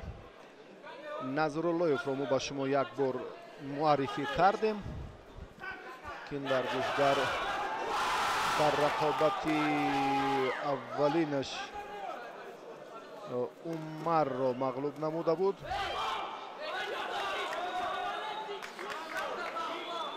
ابوشهمد عمر حریف این ورزشگر از شهر دوشنبه بود و میرزا شریف هم در مقابل رحیمزاده فخرالدین دست بالا شد و به این مرحله آمد. بخوری های 8-1 نهایی رو ما تماشا داریم.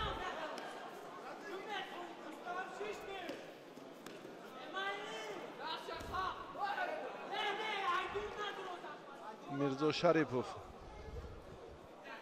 اصول سر کتف رو وقتی استفاده کرد که الکی موازنت رو یا فاصله رو انیقترش فاصله رو اونقدر خوب رعایت نکرده بود.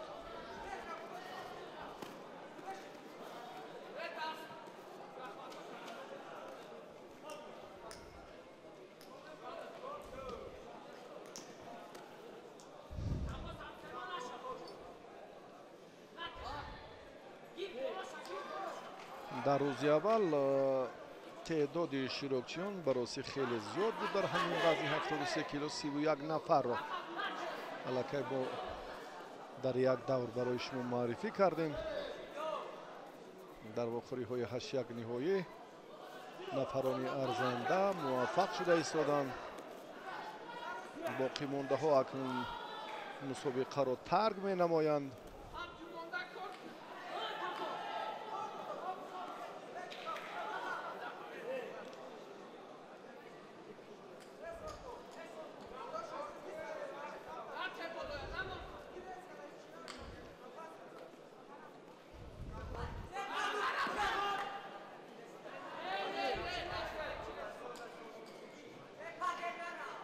تلاشی دو پهلوانی شهر دوشنبه حالا دقیقه دویمش سپری نگشته. میرزا شریپوف با نشان دادن یک استعداد فوق‌العاده‌اش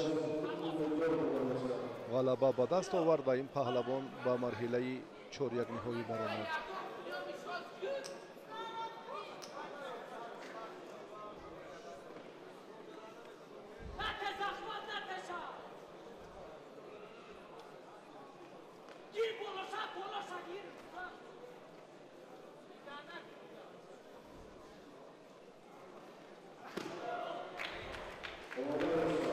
با مانند اصولی که جهانگیر مجیدوف در جام شهر دوشنبه سال 2021 استفاده کرد. جفت آخرین سبقت‌های 8-1 نهایی و زاری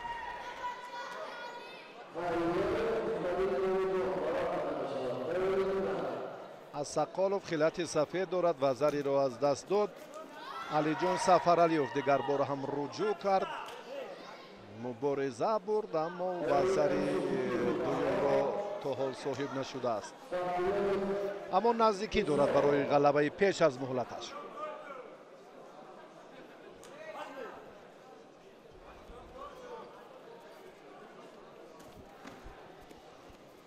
اگر هنرنمایش چنین جریان گیرد خیلی استعدادش فرق میکند از حریفش. با مثل اونه که محمد رحیم سرخانو چگونه رقیبان رو دچار شکست کرده از حالت راست بودن با همون اصول خاصی پیش با دادن.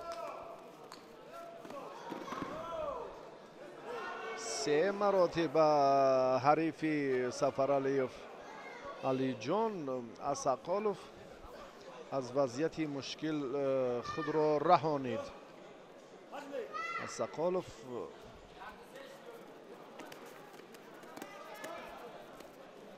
از شهر دوشنبه است. اوی خیلی با آسانی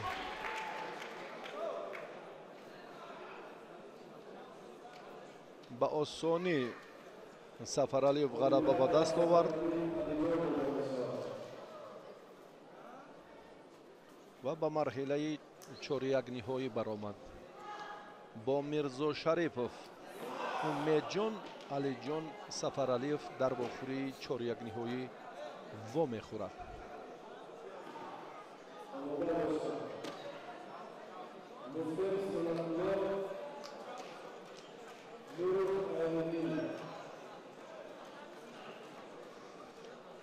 جفتی اولی رقابت‌های 4-1 نهایی را با هم تماشا میکنیم. بوی میرزایف سیفیدین پهلوان قامت بلند دوشنبه شهر با خلعت سفید است. محمد عیسی رجبوف هم از شهر دوشنبه با خلعت کبود. هر دو ورزشگر ارزنده هنرنمایی کردند در دو دور.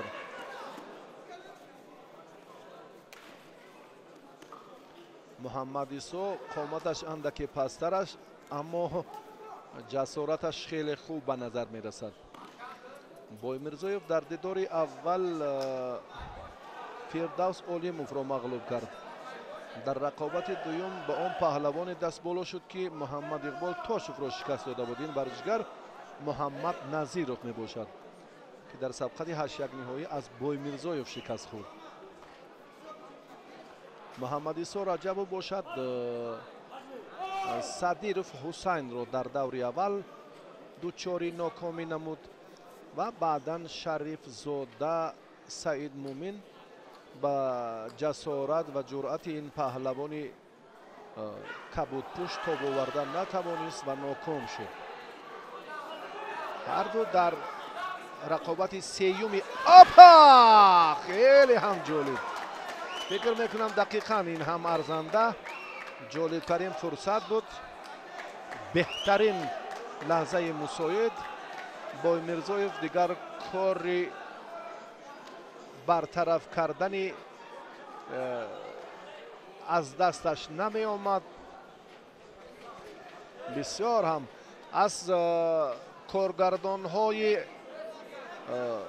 گزارش هم فیروزبختی بیکوف و ضیاءالدین سفر خواهش میکنیم که به این همین نقطه یک بار توجه کنند بهتر میشد.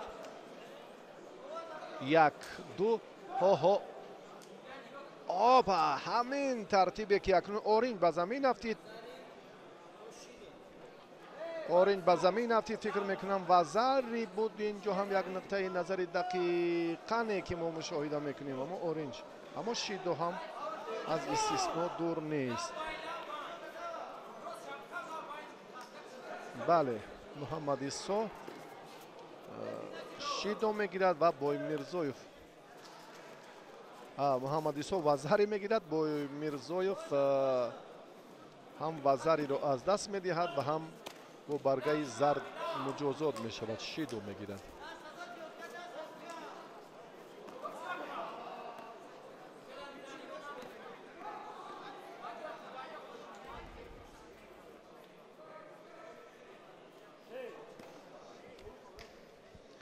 در این حالت البته داوری زکی خوب احساس میکند که کار چگونه جریان میگیرد.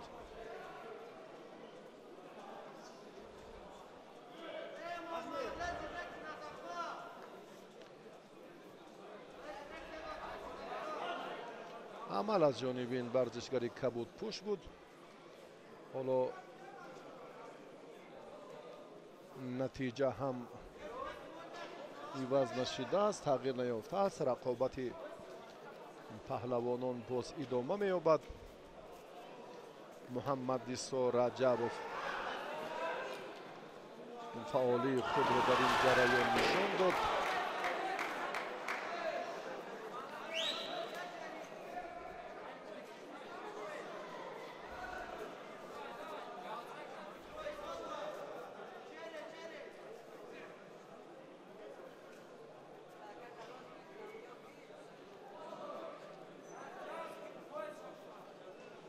نزدیکتر است برای دریافت راه خط به مرحله نیمه نهایی.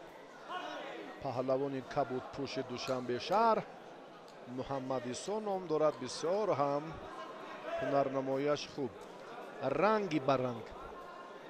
اگر ملاحظه کنیم در دیدار اول این چهره کاملا به دیگر سمت توجه کرد. در رقابت دویمش پیروز شد با دیگر طرز. در نیروسنجی سیومش دو شکلی همون به خود خاص یا دو اصولی بسیار هم جالب و جاذب رو اینجا هم منظور کرد که واقعا دیدنی بودن هر دو حالتی پرتافت های محمد عیسی رجبوف.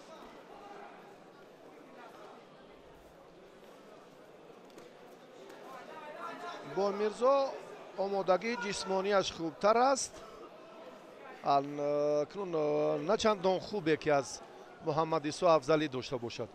نسبت به دیگر رقیبانش خوب است، اما کسبیتش یعنی سلیقه یا مهارت هنرنماییش اندکی ضعیفتر است. این حالت ها زود مشاهده میگردم. اگر مجموعی حرکت ها رو ما اینجا توجه کنیم با همین وقت انجام مییابد. محمد عیسی راستی نفر سزاوار است که به مرحله بعدی راه یابد. رجبوف اولین شده به بخوری نیمه نهایی برآمد.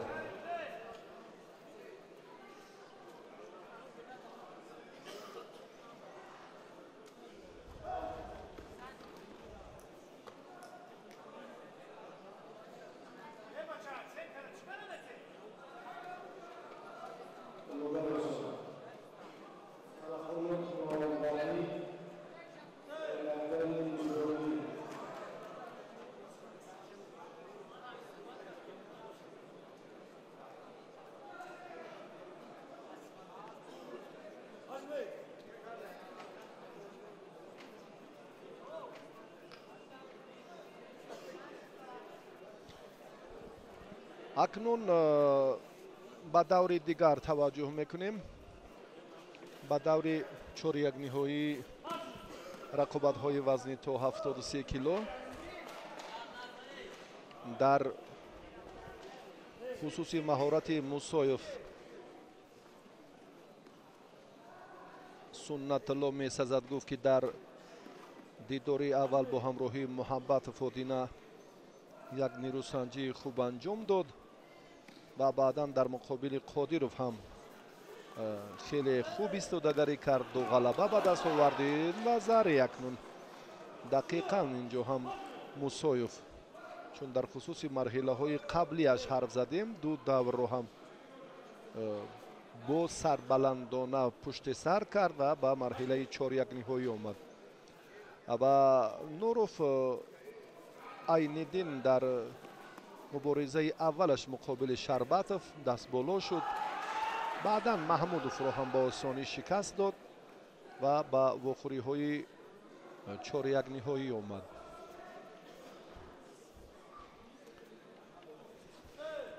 پهلوانانی که مهارتشان نسبت به دیگران اندکی افضلی دارد، این گفته ها تصدیق دقیق خود را از اشتراک این چهره ها در مرحله 4 نهایی پیدا کردند.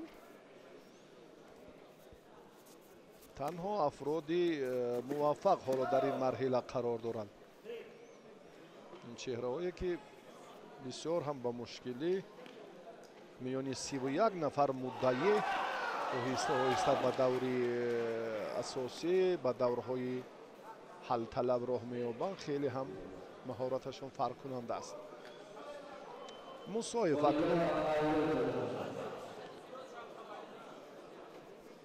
در ادامه مبارزه مخصوصا در دقیقه اول کاری با خود خاصی رو انجام داد یا مطلب اساسی خود رو هم در جریان تلاش هایش عملی کرده توانست. نوروف میخواست اینجا با همون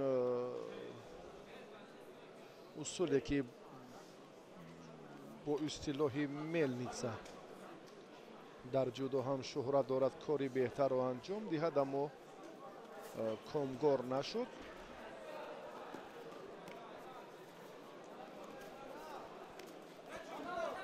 نوروف دیگر بار اکنون نزدیکتر شد، کمربند رو دارد بهتر است. با نگاه داشتن فاصله سری وقتی خوب است اعتبار دهد باز هم بهتر می شود.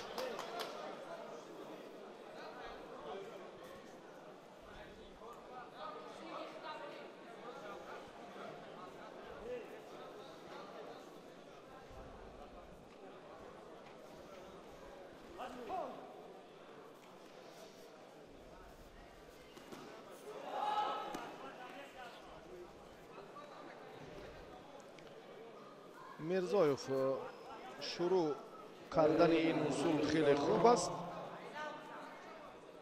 мусоев шурӯъ кардани ин усул барояш хеле хуб, осон муяссар шуд, аммо то ба хотима ин корро Суннатулло анҷом додан натавонист.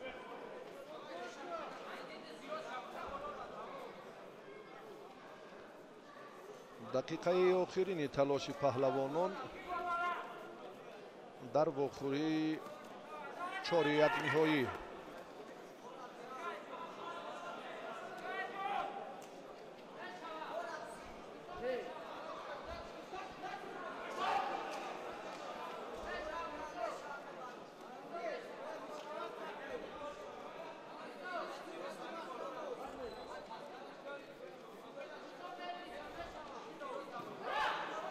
маротибаи сеюм аст ки ҳарду ба майдон даъват шуданд.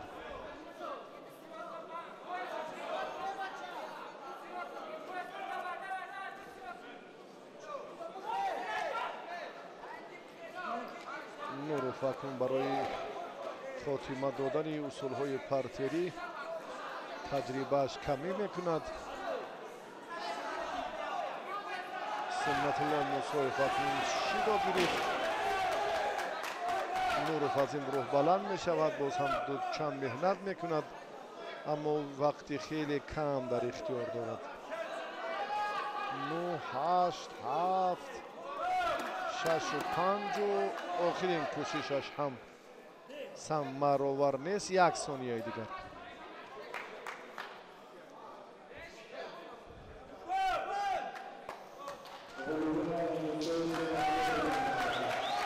Суннатулло Мусоев акнун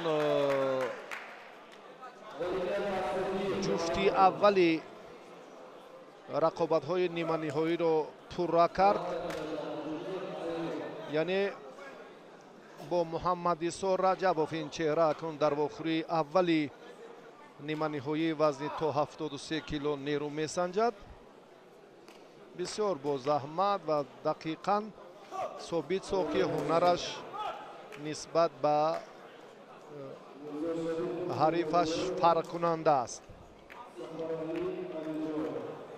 ҷолибтарин рақобат, пуршиддатарин сабқат фикр мекунам дар вохӯрии чорякниҳоӣ ана ҳамин ҷуфт аст ва баъдан ҳам миёни Мирзошарипов ва Алиҷон Сафаралиев ҳам мубориза бисёр пуршиддат сурат мегирад. ва Муҳаммадраҳим Сарахонов бо хилъати сафед, варзишгари хеле номвари кишвар, ду ғалабаашро бидуни мушкилӣ ва ба осонӣ ҳам дар дақиқаи аввал ба даст овард. бо ҳамон усули хеле шӯҳратёфтааш дар сайёра пешпо додан дар 7 сония. ҳаракаташ инҷо ҳам дар муқобили Саид Акбаров ҳоло хуб анҷом намеёбад. Сарахонов дар муборизаи аввал чун гуфтем ва Юлдошевро дар 15 сония ҳам шикаст дод. Саид Акбаров аввалин нафаре ки дар даври аввал озод буд ва дар рақобати дигар Саид Аҳтам Али Мардоновро мағлуб намуд ва ҳарду варзишгар ду даврро бо сарбаландӣ пушти сар карданд ва ба ин марҳила роҳ ёфтанд. мебинем Муҳаммадраҳим Сарахонов он тактикае ки дар ду рақобати қаблӣ нишон дод, ин корҳоро анҷом намедиҳад. муносибаташ комилан дар муқобили Саид Акбаров дигар аст. ин аз он далолат мекунад ки Саид Акбаров нафари тасодуфӣ нест ва малакааш нисбат ба ду паҳлавоне ки ӯ мағлуб кардааст фарқкунанда мебошад. бисёр эҳтиёткорона амал мекунад. паҳлавони шаҳри Душанбе ҳам аз таҷрибаи Сарахонов хуб воқиф аст, аммо довар боз андешаи дигар дорад. андешаи довар ин ана ҳамин огоҳиё шиддо ки ба ҳарду бино бар сабаби суст ё пассивияшон дода шуд ва акнун дар рафти мубориза боз суратафзоӣ ва боз ҳам нерӯсанҷии ҷолибро мо шоҳид хоҳем шуд. Саидакбаров ҳам дар ҳаракат я истифодаи усули сари китф дар дидори қаблияш муқобили Алимардонов фаъолтар буд. ҳоло ҳар ду комилан роҳи дигарро интихоб карданд. самти дигарро ҳаракатҳояшон ҳам ба куллӣ нисбат ба ду даври анҷом ёфта фарқ мекунад. яъне ин ҷо акнун ҷиддият ва боз ҳам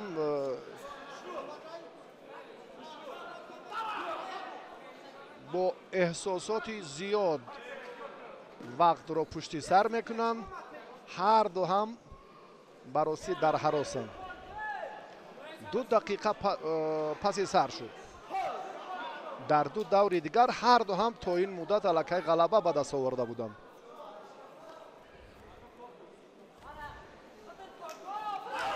баробарии қувваҳоро мебинем.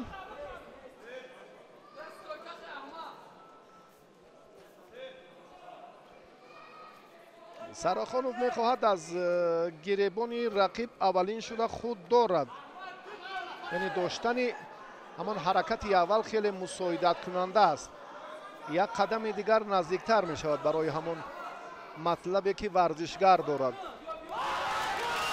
дар баробари ин ҳам Саидакбаров ин корро мехоҳад ӯ низ саривақт анҷом диҳад. иброҳим медонад ки вақте ки боз ҳам Сарахонов аз пушти сар дошт, аммо боз аз гиребон доштааст. Сарахонов ба ин ҳолат комгор намешавад. танҳо як ҳаракат метавонад ӯро муваффақ гардонад, ҳамин ҳолати рост будан ва ҳаракати бо сурати ҳамон ҳалуки дохила ё пешпое ки мекард бештар. аммо дар раванди дигар усулҳо ин кор хавфи дигар дорад, чунки дасти ҳарифро бояд Сарахонов дорад. ин корро анҷом медиҳад Сарахонов. не дасташ ҳамоно дар гиребони рақиб аст. ҳар ду ҳам фишорро намехоҳанд ки боз ҳам афзун кунанд. бубинед истода андешамандона ҳаракат доранд. чӣ дар нигоҳдошти фосила ва чӣ дар боз ҳам суратафзоӣ ҳар ду шидо бояд гиранд. фикр мекунам дар рафти муборизае ки бале вақт нишон медиҳад ки бояд инҷо суратафзоӣ бошад. чаро? ҳар ду ҳам якдигарро хуб медонанд, беҳтар омӯхтаанд. эҳтиёткорона инҷо мубориза мебаранд. бароси дар майдон ҳам мушоҳида шуд.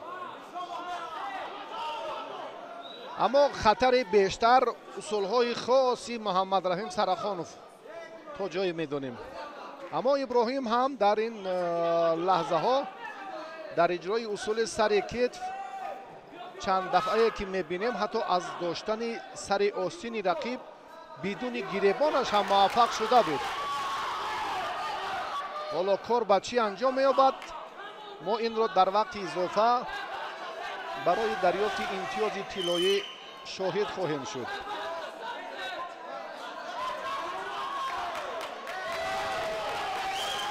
аз марҳилаҳои тайнамуда ин рақобати аввалини ҳар ду паҳлавон аст ки ба дақиқаи изофа кашол меёбад. дақиқаи аввали вақти иловагӣ.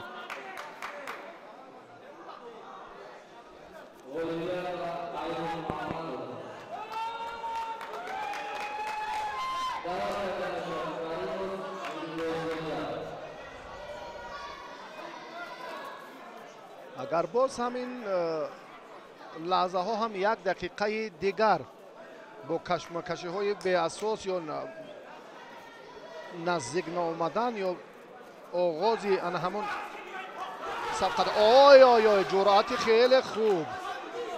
иброҳим бо суръат ҳаракат кард ба истифодаи ҳалуки беруна, аммо зуд худро раҳо кард аз ин ҳолат ки мабодо зери чанголи Муҳаммадраҳим Сарахонов қарор нагирад. محمد رحیم هم نتوانست. ورزشگران سزاوار در همین وزن. محمد رحیم از حساب اشتراکش در مسابقه های بیرون از تاجیکستان نسبت به ابراهیم ملکش اندک فرق کننده است.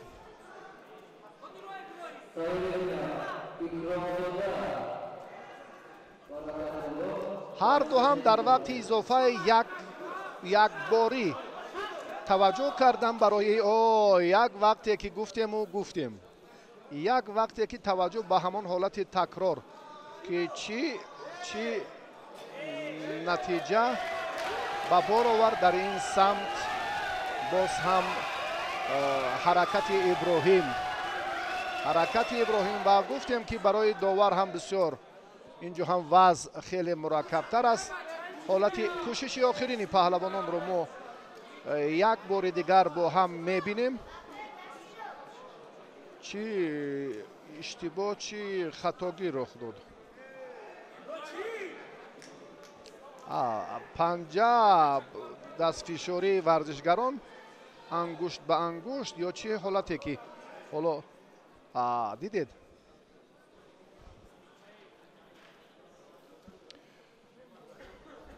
برخورد انگشت در اینجا اندک مشاهده شد، اما چنین نیست. از نوارهای تکراری داور این رو هم ثابت کرد. هر دو وضعیتش مرکبتر است. هر دو میتواند در اینجا که با همان شیدای سیوم از ادامه راه مبارزه محروم گردند. سرخانوف چرا نزدیک نمی شود؟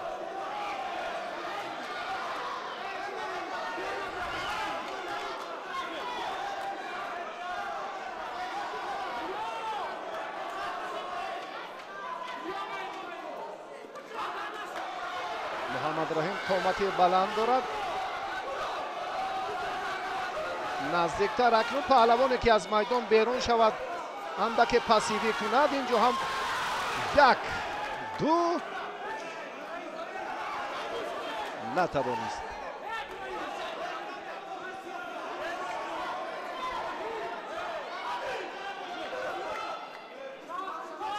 سرخانوف این مرحله را پشت سر کند یا سید اکبرов با غالب جفتی آخرین سبقت 4-1 نهایی یا محمد شریفوف یا علیجان سفرعلیوف روبرو می شود در دیدار نیمه نهایی.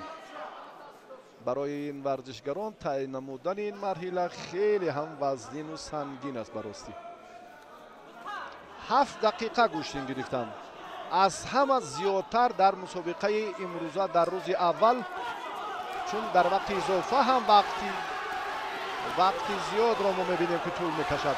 سرخانوف رقیب را از میدان بیرون میکند.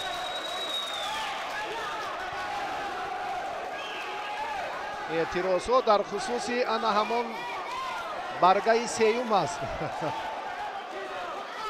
اما مقاومت بود، فکر میکنم مقاومت بود. اینجا برقصدانه ابراهیم از میدان بیرون نشده است. سرخانوف چرا با آن مجموعی اصولهای بیشتری که مورد استفاده قرار میدهد در این روند خودداری میکند از اون حرکت ها، چون گفتیم که این هم به سبب نیست، چون که مهارت ابراهیم والا است. رقیبش حریفی ارزنده است و بسیار استعدادی خوب هم دارد. سرخانوف از بالا داشت، خیلی مساعد کننده است. حرکت لازم است در اینجا، اما تا با آخر این راه را ادامه نمیدهد محمد رحیم. اما دو حمله کرد، دو کوشش نمود که از ابراهیم الکی فرق کننده است. اینها هم در وقت اضافه به نوبت گرفته می شوند. دقیقه 9 مبارزه پهلوانان.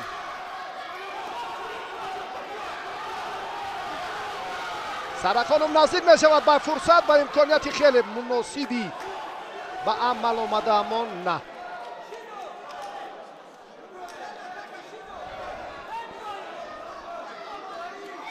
نزدیک شد.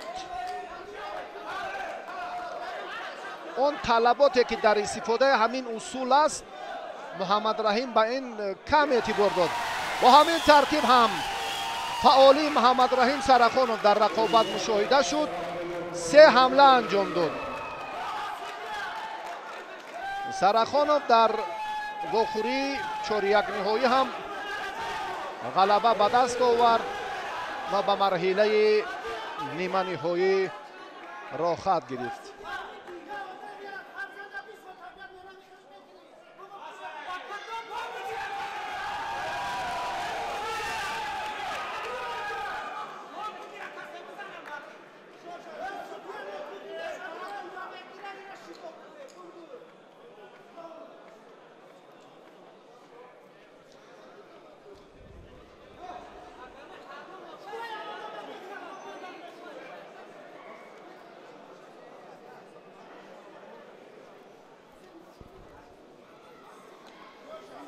وضعیت حساس باز هم به عمل می آید.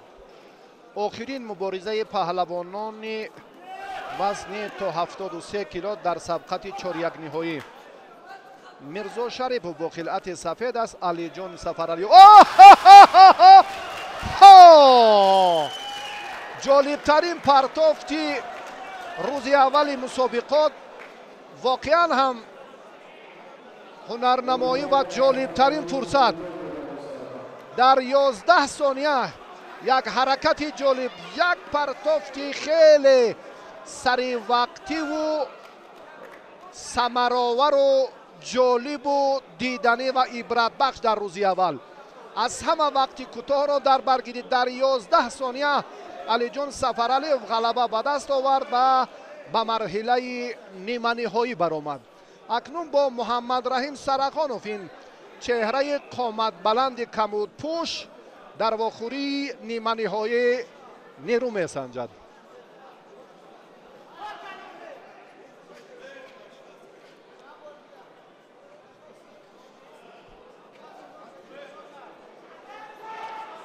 بسیار هم جالب بود، بسیار هم حرکتی عالی و سریع وقتی و باز هم چون گفتیم که ثمرآور و در سطح لازمه هم این پایان یافت و واقعا هم جالبی توجه بود.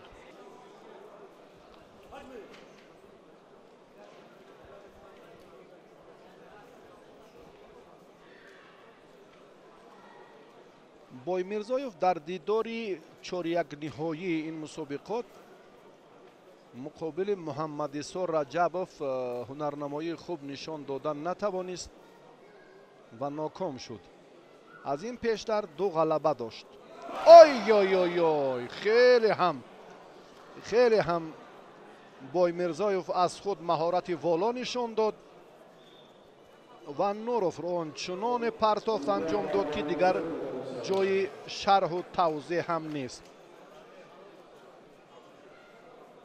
این پهلوان برای گرفتن مدال برنجی وزن تا 73 کیلو حقوق پیدا کرد.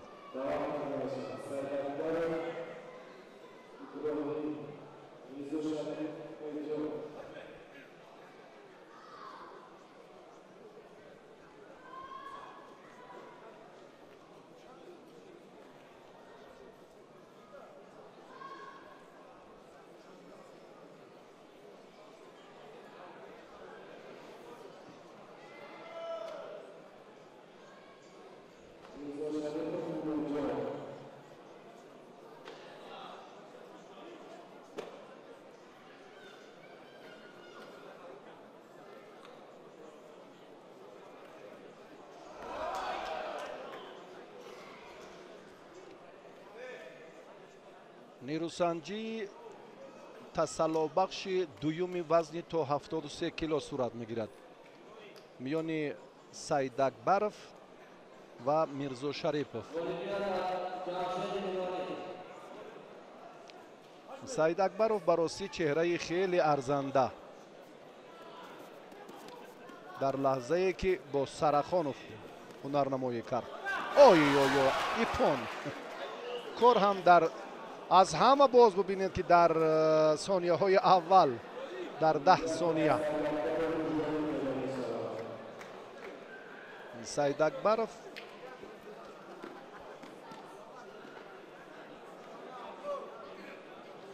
дар сониҳаҳои аввали вақти асосӣ бо як партофти ҷолибаш ғалабаро моли худ кард.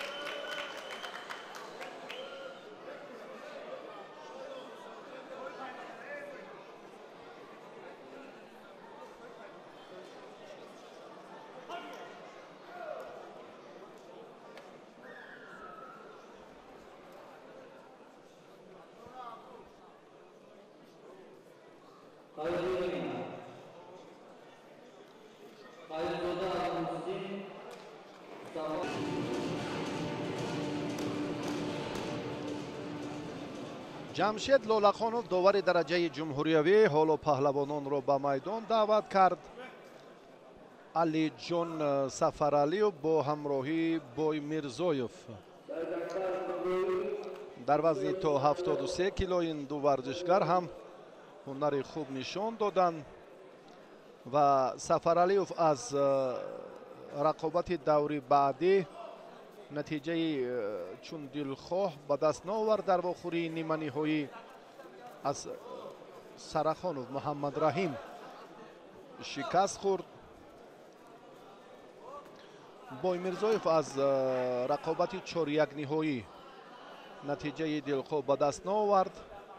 вақте ки бо раҷабов муҳаммадисо нерӯсанҷид ноком шуд, баъдан дар сабқати тасаллубахш ғалаба ба даст овард ва барои мубориза ҷиҳати дарёфти медали биринҷӣ роҳ хат пайдо кард.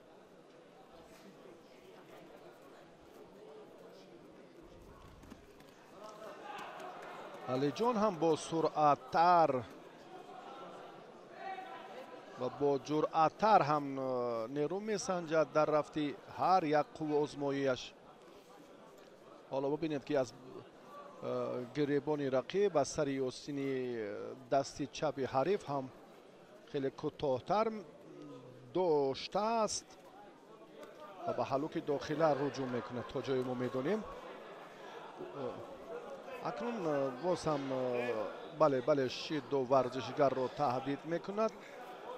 инро ҳам довар хеле хуб мушоҳида кард ки паҳлавонон дар ҷараёни мубориза андаке сустар қувваозмоӣ доранд, чун баъди 1.5 дақиқаи вақти анҷом ёфта масъулият бояд боз ҳам бештар бошад ва қувваозмоӣ аз ин ҳам пуршидатар сурат гирад.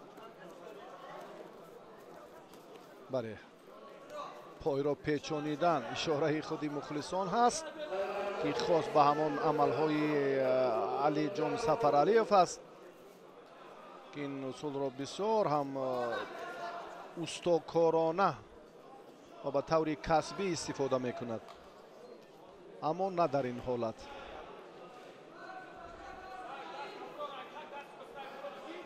ҳаракат ҳаст, аммо пои чапи алиҷон сафаралиев бояд ки зиёдтар инҷо барои истифодаи ҳамон ҳаллуки дохила хеле мусоид аст. чаро наздик намешавад ки ин ҳамон усули хоси алиҷон ҳамин ҳолат аст. чиро интизор аст ва боймирзоев инҷо андаке дурӣ меҷӯяд, фосиларо бештар риоя мекунад ки наздиктар набошад ва маҷбур аст акнун довар ки инҷо ба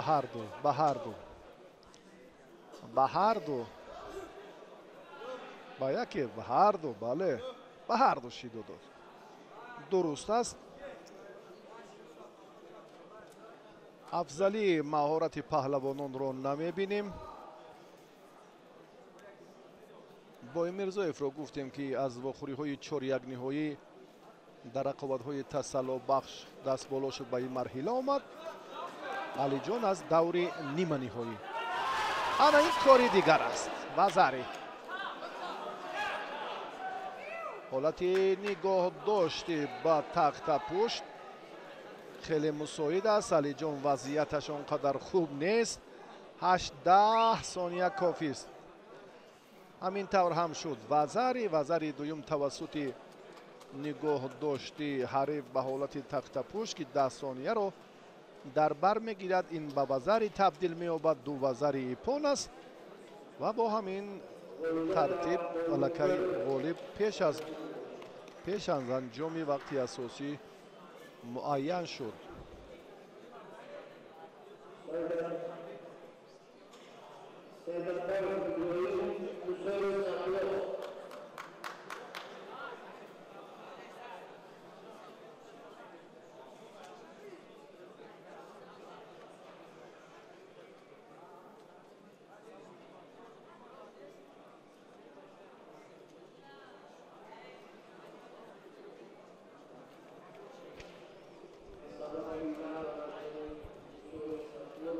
суннатулло мусоев ба майдон набаромад.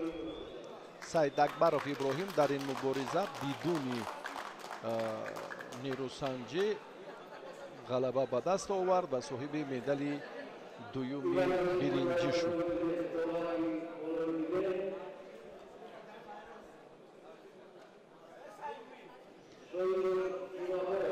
баъди чанд лаҳза акнун мо ду паҳлавони саршиносро дар майдон хоҳем дид. муҳаммадраҳим сарахонов ва раҷабов муҳаммад исоро. ана ҳамин ду чеҳраро. инҷо ҳам назорати ҷиддӣ аст барои ба бар кардани хилъати варзишӣ. инҷо ҳам бояд аз остин, аз камарбанд ва ҳама таҳти назорат аст. бисёр хуб аст барои برای آینده کاری پهلوانی ما بیرون از کشور.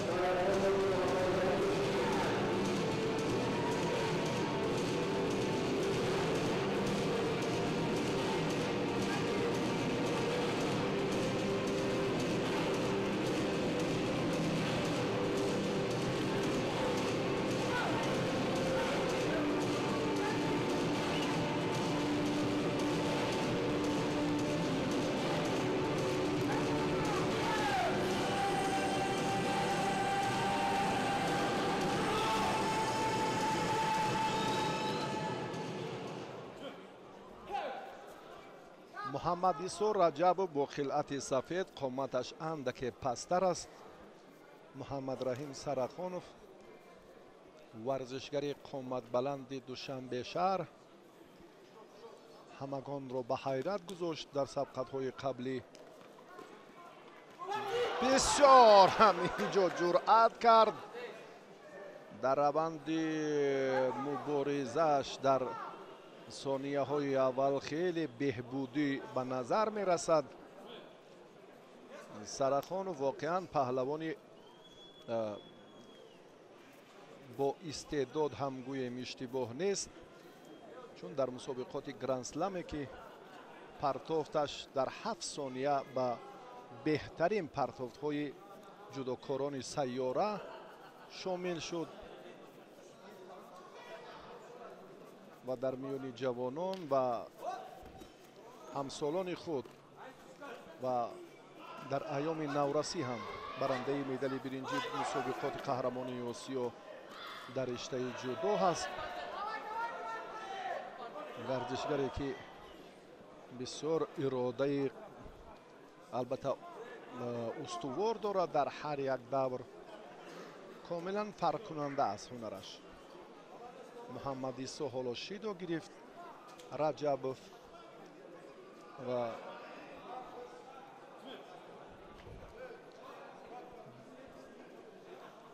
و محمد ایسو رو اینجا یک لحظه توجه کردیم.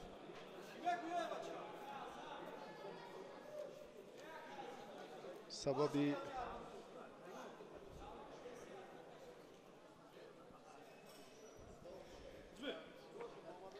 بله مبارزه ادامه می‌یابد در صورت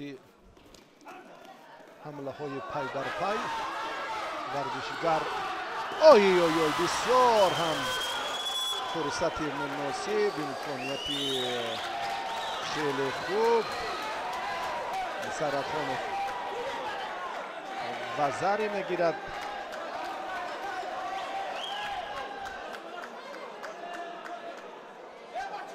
بسیار حالتی بحث برانگیز، بسیار لحظه که باید یک بار دیگر ببینیم. محمد رحیم سرخانوف حلوک داخله را در سطح کسبی استفاده کرد.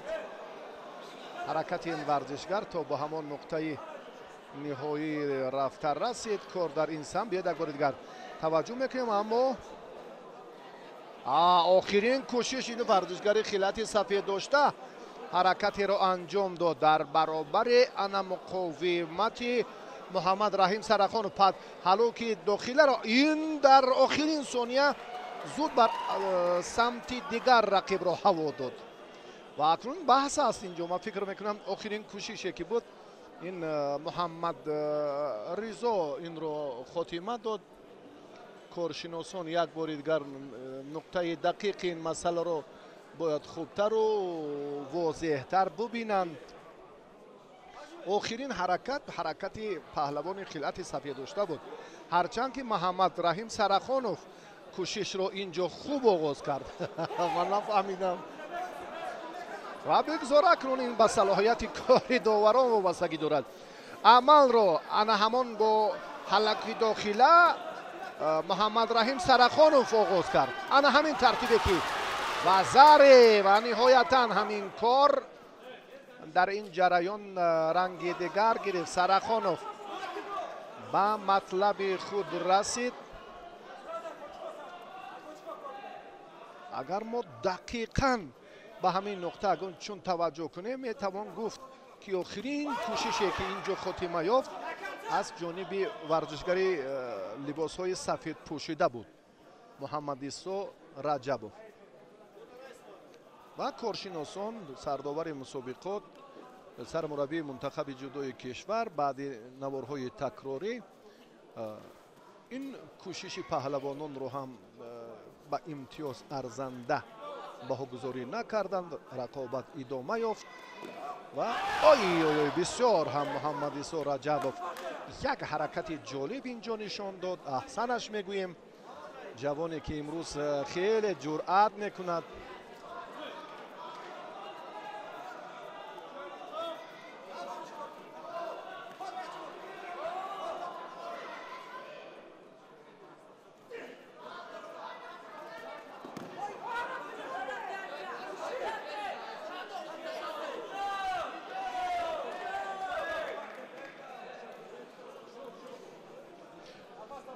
رفتی مبارزه نشان داد. واقعا چهره ارزنده براستی محمد عیسی رجبوف. اصلا میگیم به مهارتش در آخرین فرصتی انا همان حرکتی محمد رحیم سرخانوف امکان پیدا کرد، یک پرتافتی انجام داد که خیلی هم جالب بود. از روی آن نشان داده که در مسابقات گرند سلم و گرند پری بیشتر مشاهده میکردیم، آخرین حرکت موردی نظر بود. اما در رفت این سبقت فکر میکنم که باز هم جدیت و محاکمه خود عمیق داوران و کارشناسان لازم بود.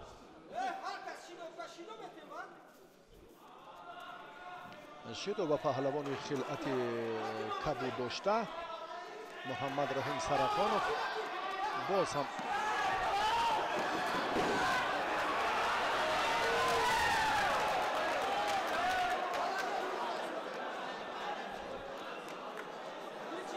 کوشش تا به نقطه آخرین رفت در رسید.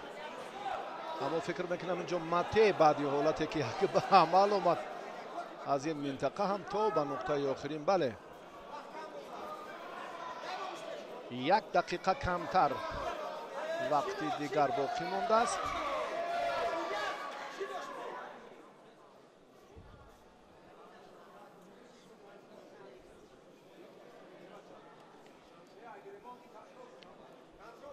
سرخانوف بر رفت مسابقات جالبیت ضم کرد.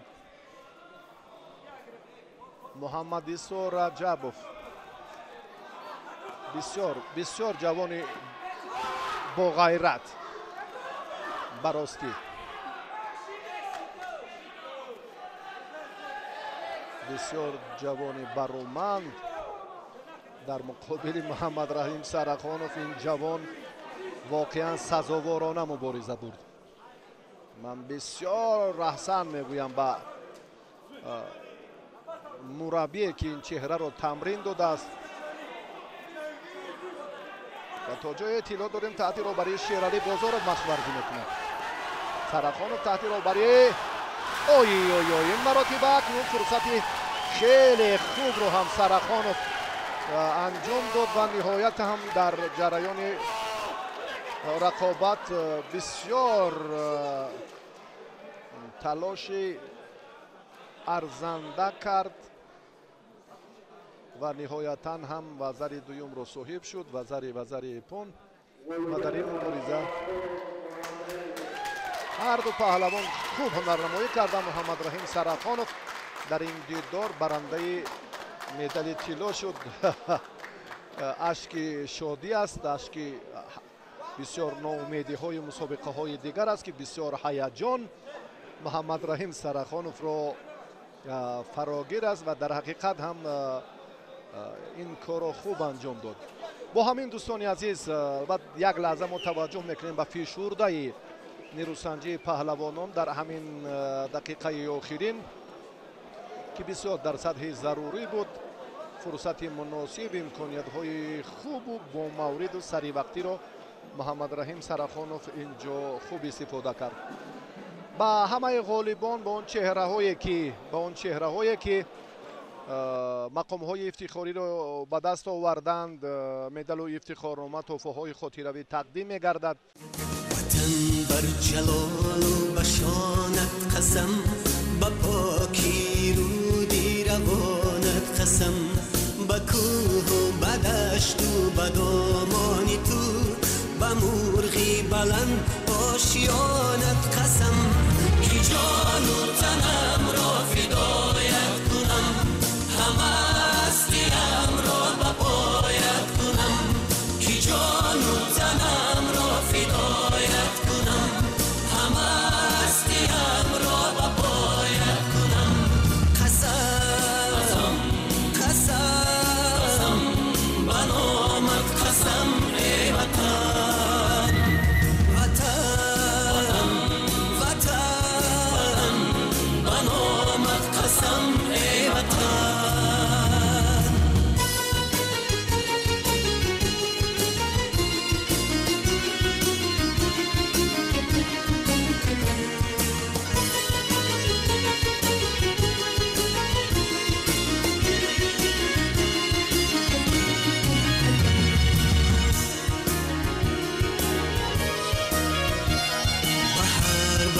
تاریخی زرین تو به نام آورانی زمانت قسم، به ختلان و بلخ و بدخشان تو، به خوجند و هم زرفشانت قسم، به پیرانی با علم و کان حیا، به فردای نسلی جوانت قسم. قسم قسم به نامت قسم ای وطن، وطن به نامت قسم ای وطن. وطن ای مادری از طاقتی تحقیر خسته، وطن ای شهچناری از شمالی جهل بشکسته، زی بعدی 100,000 سال علمهای تو بر یادم رسند، فریاد خواهم کرد. وطن با نامی تو